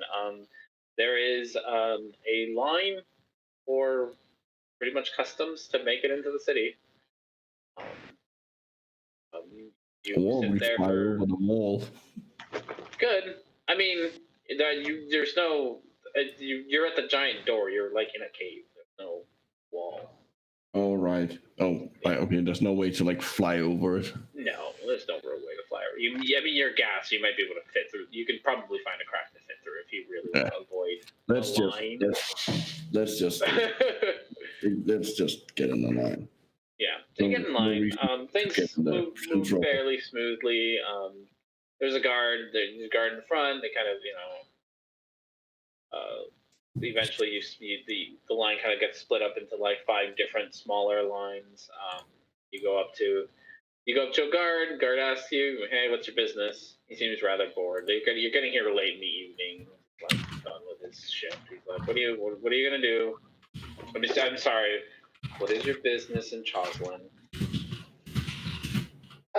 We are here to spend some time at beautiful Grumpy Beard. Oh, yes. What a beautiful place. You have some great taste there. I can see. Very well. Do you have any fruits or vegetables or mushrooms that you need to declare? No. But I am a fun guy. Ah! You've never heard that one. Never. That's genius. Just what a knee slapper you got there. He's heard that a million times before. Yeah. At this point, by the way, you noticed that all the guards are drow. Oh, great. It's Drow City. Yeah, forgot this is Drow City. All right, it'll be. He looks at you. You. He kind of has a bit of a grimace when he sees you. The tax for getting into the city is 2 gold apiece. He looks at you all. Anyone gonna pay 16. it? Kitty? Two Yeah. gold apiece. 2 gold Sure. apiece. Is that the Thank kitty? you.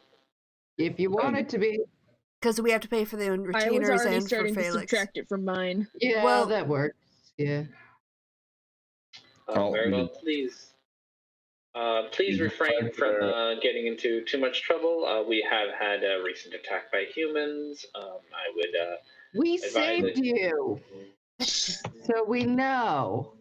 Yeah, that was us. those guys. Of course, ma'am. Yes, that is exactly what happened. So are we taking it out of our personal thing or no? Yeah. No, because Well, we have to, the retainers Yeah. and also how much? soccer, and it's a business expense, so 16 gold. 16. Mm-hmm. 15 gold out of the kitty. Okay. All right. Because you can't ask people Um, to pay tax of 2 gold, and we haven't even paid them yet. So Yeah, it's true. That would be very rude. All right. Very well. Been updated. Please inform us if you hear anything suspicious, especially concerning the Church of Kronos. Have a wonderful visit at the Grumpy Beard. Thanks. So we go in, and we are going to head to the Grumpy Beard. yep. Grumpy Beard. You get to the Grumpy Beard. Patrick. There is a line out the door of people wanting to get in, into the Grumpy Beard. Their business seems to be booming. All right, everybody out the way. Frank, it's me. Everyone starts laughing. It's like, hey! How long do you think before the big guy tosses her out? I'll take that bet. Mhm. Oh. They're always so brave at first, aren't they? Oh, everyone starts laughing. Good luck there. We'll see you out here in 2 minutes. All right, so I'm going in. I'm like, Okay, we'll see you in there in like "Yeah." an hour. Yes, men here is taking orders with his nice little apron on. Yes, an apron. With his apron on. Ben here, you're here now, so I don't have to roleplay you. Men here. Good We're luck, my friend. back. It's Hi. me, Felix. Come here. I know. I'm working, but yeah. Did you miss me? Of course. Yeah, of course I did. All right. Shavaris is here too. Hey, Yeah. big guy. How you doing? Oh, and there's I remember you too. Hello. And a bunch of other people. They came to Hi. help you. Yep. Oh. Especially So this what do guy. Points at Zachary. Yeah. Zachary is gonna fix your thing. Oh. Still having a problem No. with that random magic? Oh I'm yeah. assuming No, definitely. it's been a little annoying, yeah. Oh But I'm no, gonna- I think I lost Well, we've got someone who can sort that out for you. Oh, that would be very nice. Excellent. Yeah, sorry we were gone a little longer than we wanted to be. We didn't it was crazy. We had to fight armies and go Yeah. to a Oh. temple. It was horrible. Yeah. That sounds As you're scary. sitting there talking, trying to have this conversation, you hear from the back, "Hey, Ben here! You gotta be working, buddy. Like that's how we make the money around here." Oh, Frank, it's me, Felix. Is that the little lady? Oh my goodness, Patrick, the little lady is here. They made it back. Oh, we thought you were dead. They probably, you know what? Patrick said you got eaten by a purple worm, and I told him, nope, that little lady, she's too tough for that. She definitely made it back. It's been Yep. so long. What took you? An army, and then another army, and a temple that dragged us into like a time warp. Oh man, yeah, I miss those adventures, little lady. You all and your adventures. Well, um, as much as I love to chat, as you can see, we have business is booming, little lady. This men here has quite made quite the reputation, um, and has definitely brought business to us all. So we're a little busy right now. We grab a table, get some drinks. Once we close down, we can have a chat. All right. And he, Sounds good. and here has like started going back to work again. Hey, can we get one of those special bottles of wine? Oh, anything you want, pretty lady. I forgot And how here, make enjoyable sure you these get them guys the are. special bottle. The wild magic wine. Yes. So men here goes and clears out a big old table for all 7 of you. Yep. For you to be able to sit and whatnot. And he brings out some tables, brings out some food for you all. And you know, as the evening goes down, eventually the crowd starts to dwindle. Until everyone's all closed up, and men here is now off duty. Off duty men here. You see him take the apron Yay, up, off-duty men here. neatly fold it up and put it away. Oh, do we get So to here. do we get to roll So, for like- our wine effects? Yes, I gotta pull Okay. that up as we. I got so many tables. Yeah, fair enough. All the things. I can't. Because it's not on this computer. I don't have my table of the things that happens to men here. Unfortunately, his wild magic table is somewhere.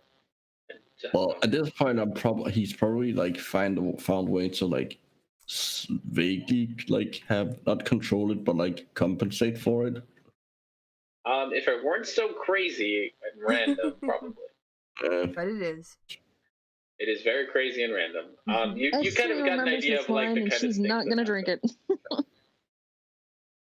So yes, well, men here can come and have a seat if you chat with you all.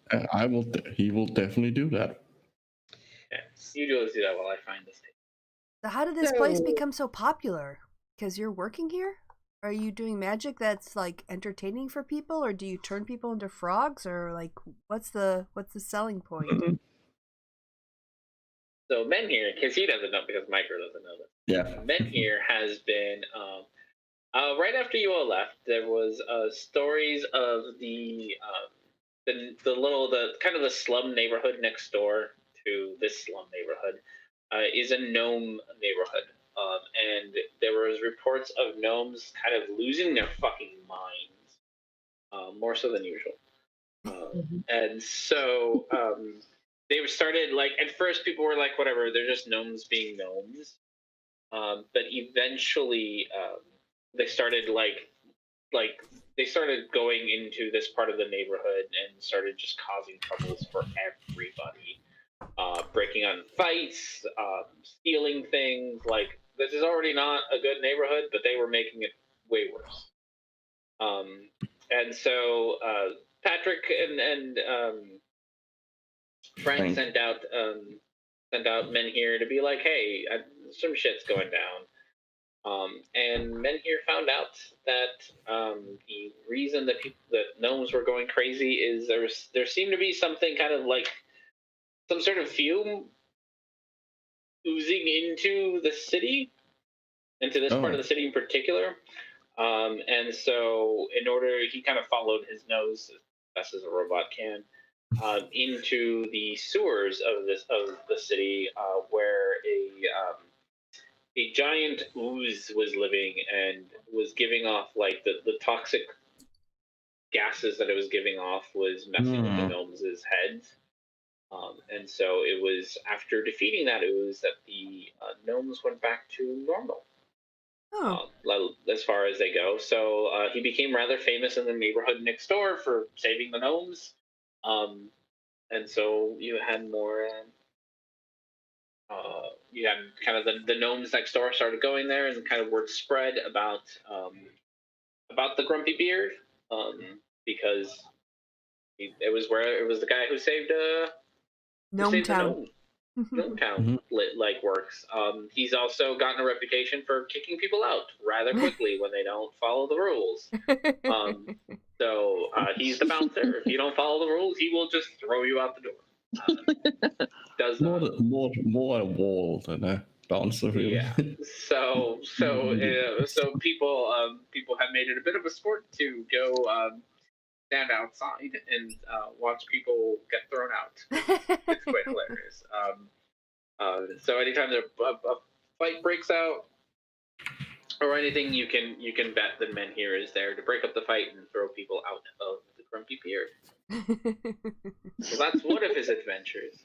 Then he lets you know that once kind of the sanity returned to the gnomish area, there was one evening there was a fairly large explosion, and then after that explosion, throughout most of Choslin, there was reports of this gaseous creature roaming around. At first, it was just rumors, but eventually the people were seen kind of being this gas would just kind of fall over them, and they'd start shriveling up and dying. Ooh. And so this creature was kind of haunting the pretty much all of the upper layer of Choslin. And so with a little bit of help from Frank and Patrick, Men here was able to go and fight pretty much this gaseous creature thing. He wasn't able to beat it because it's made out of gas, but he was. I was about to say, how do you beat a fart? Yeah, he was used as bait, and it worked. It worked really well, and so they were able to capture it in pretty much a bottle. That didn't quite stop things. There was still they captured one of them, but they seemed to keep coming. Eventually, through talking to some of the gnomes that Men here had saved, they found out that there is a laboratory in the middle of the gnomish area that has a rather zany mad scientist guy who does a lot of weird experimenting shit. And so he was making more or less these creatures that were roaming around the city. So Men here put a stop to him. The only way he knows how.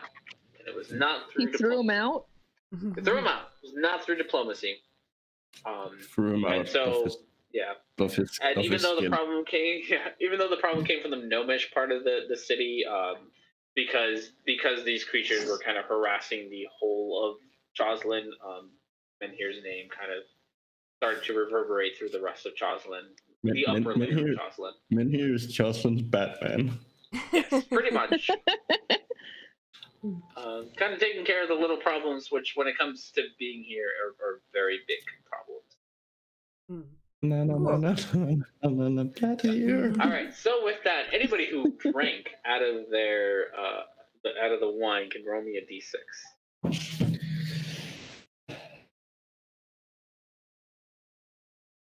One 6. Who's the one? Is that the one Shavaris? Right? Yep. Yeah. I think Alright, Saccharin should try it too. Saccharin should roll him a d6. Who's gonna roll for Saccharin? Actually, since I'm not ruling fire. You got a 3. Yeah. Oh. Okay. Which one are you gonna get? No. All right, now I have to look at a different table. Table within a table. Great. Table. Table. So Shavaris, you feel extremely relaxed. So chill. Everything, even though you've been in gaseous form, you've been fighting and you've come over, and it's been such a fucking week. That you drink the wine and you can almost you can feel your muscles, the knots in your muscles untie themselves. Feel this everything feels fantastic. You have a big old smile on your face, or you're practically glowing with how good you feel after drinking the wine. Groovy, man. Yeah. Who rolled the 6? Felix rolled the 6. Mm-hmm. You have gills. I immediately try to find a place, like if there's a big pitcher with water, and I just stick my head in it and see if I can breathe. You can breathe underwater. Whoa. Shavaris is like, like- that is groovy, man.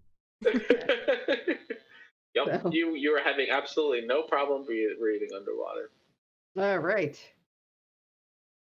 And- Sully's just gonna lean back in her chair and it's just like, well, things have come full circle since I've met you guys. Yep. And then that takes us to Saccharin. You see, Saccharin's usually kind of, you notice a bit of a pushover, kind of cowardly. You can tell that he's a little bit bolder. Like, he starts talking shit with your two retainers, and he's just like, you know what? I was there. We fought this giant rope with his ass. Good. Yeah. So he seems to have grown a bit of a spine at the moment. Yes. Bit of Dutch courage. Sully's gonna chuckle.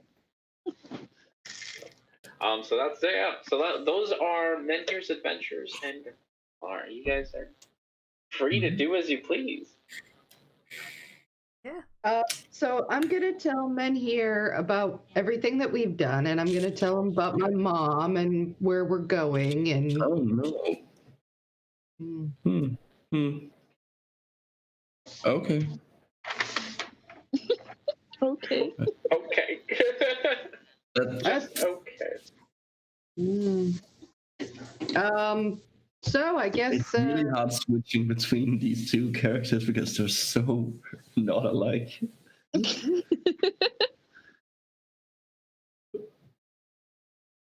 and I tell him basically that we're going up and we have a new business and all of these Oh. things.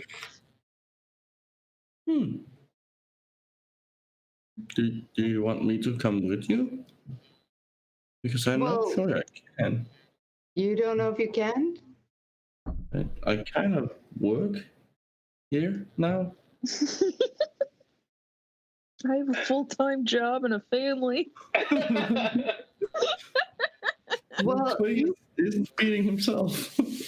Well, you could work for us, but we want you to be happy, Menhir. So what do Oh. you want to do? Muffin, this is where your conflictions come in.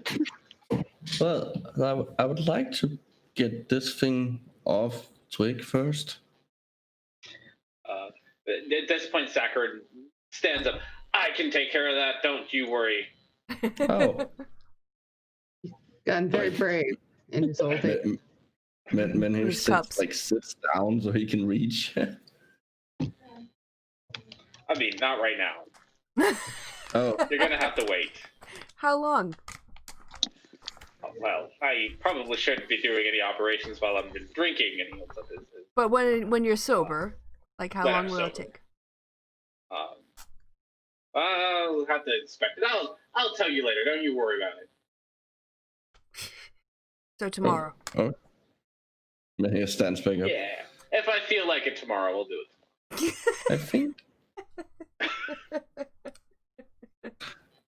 I think this. I mean, Lydia's just waiting for you to come back, but we could spend a week or 2 or 3 if that's what you want. Oh, It's up Lydia to will you. miss me. I'm not even worried. Shavaris would be laughing harder, but she's too chilled out, so she just kind of giggles. Oh no. Well, Sully will laugh hard for you, because that's what she's doing. Eric is just sighing at this point. Fucking humanoids. Yeah, I think you're very brave. Yeah. Yeah. I'm. Menhir turns to Valix like this. Like as I said, there's lots of things have been happening here, and it's been like. I don't think the city would have fared very well if I hadn't been here. So maybe I kind of feel like maybe I should stay here to make sure the city is okay. There's a lot of people here.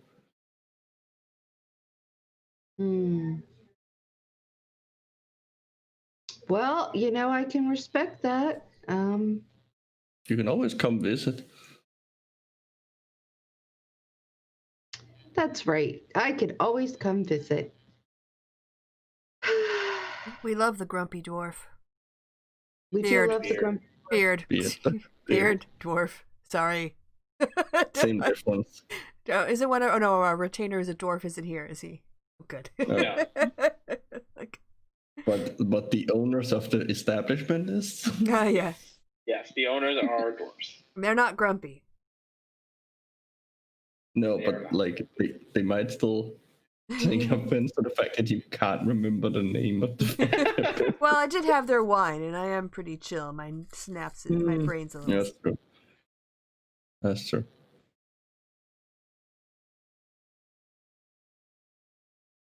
Yeah. I think. Is that decisions being made? Yes, that is the decision. Min here is gonna stay here and protect Chorlton from. He's gonna be the Batman of Chorlton. Shenanigans. Jocelyn.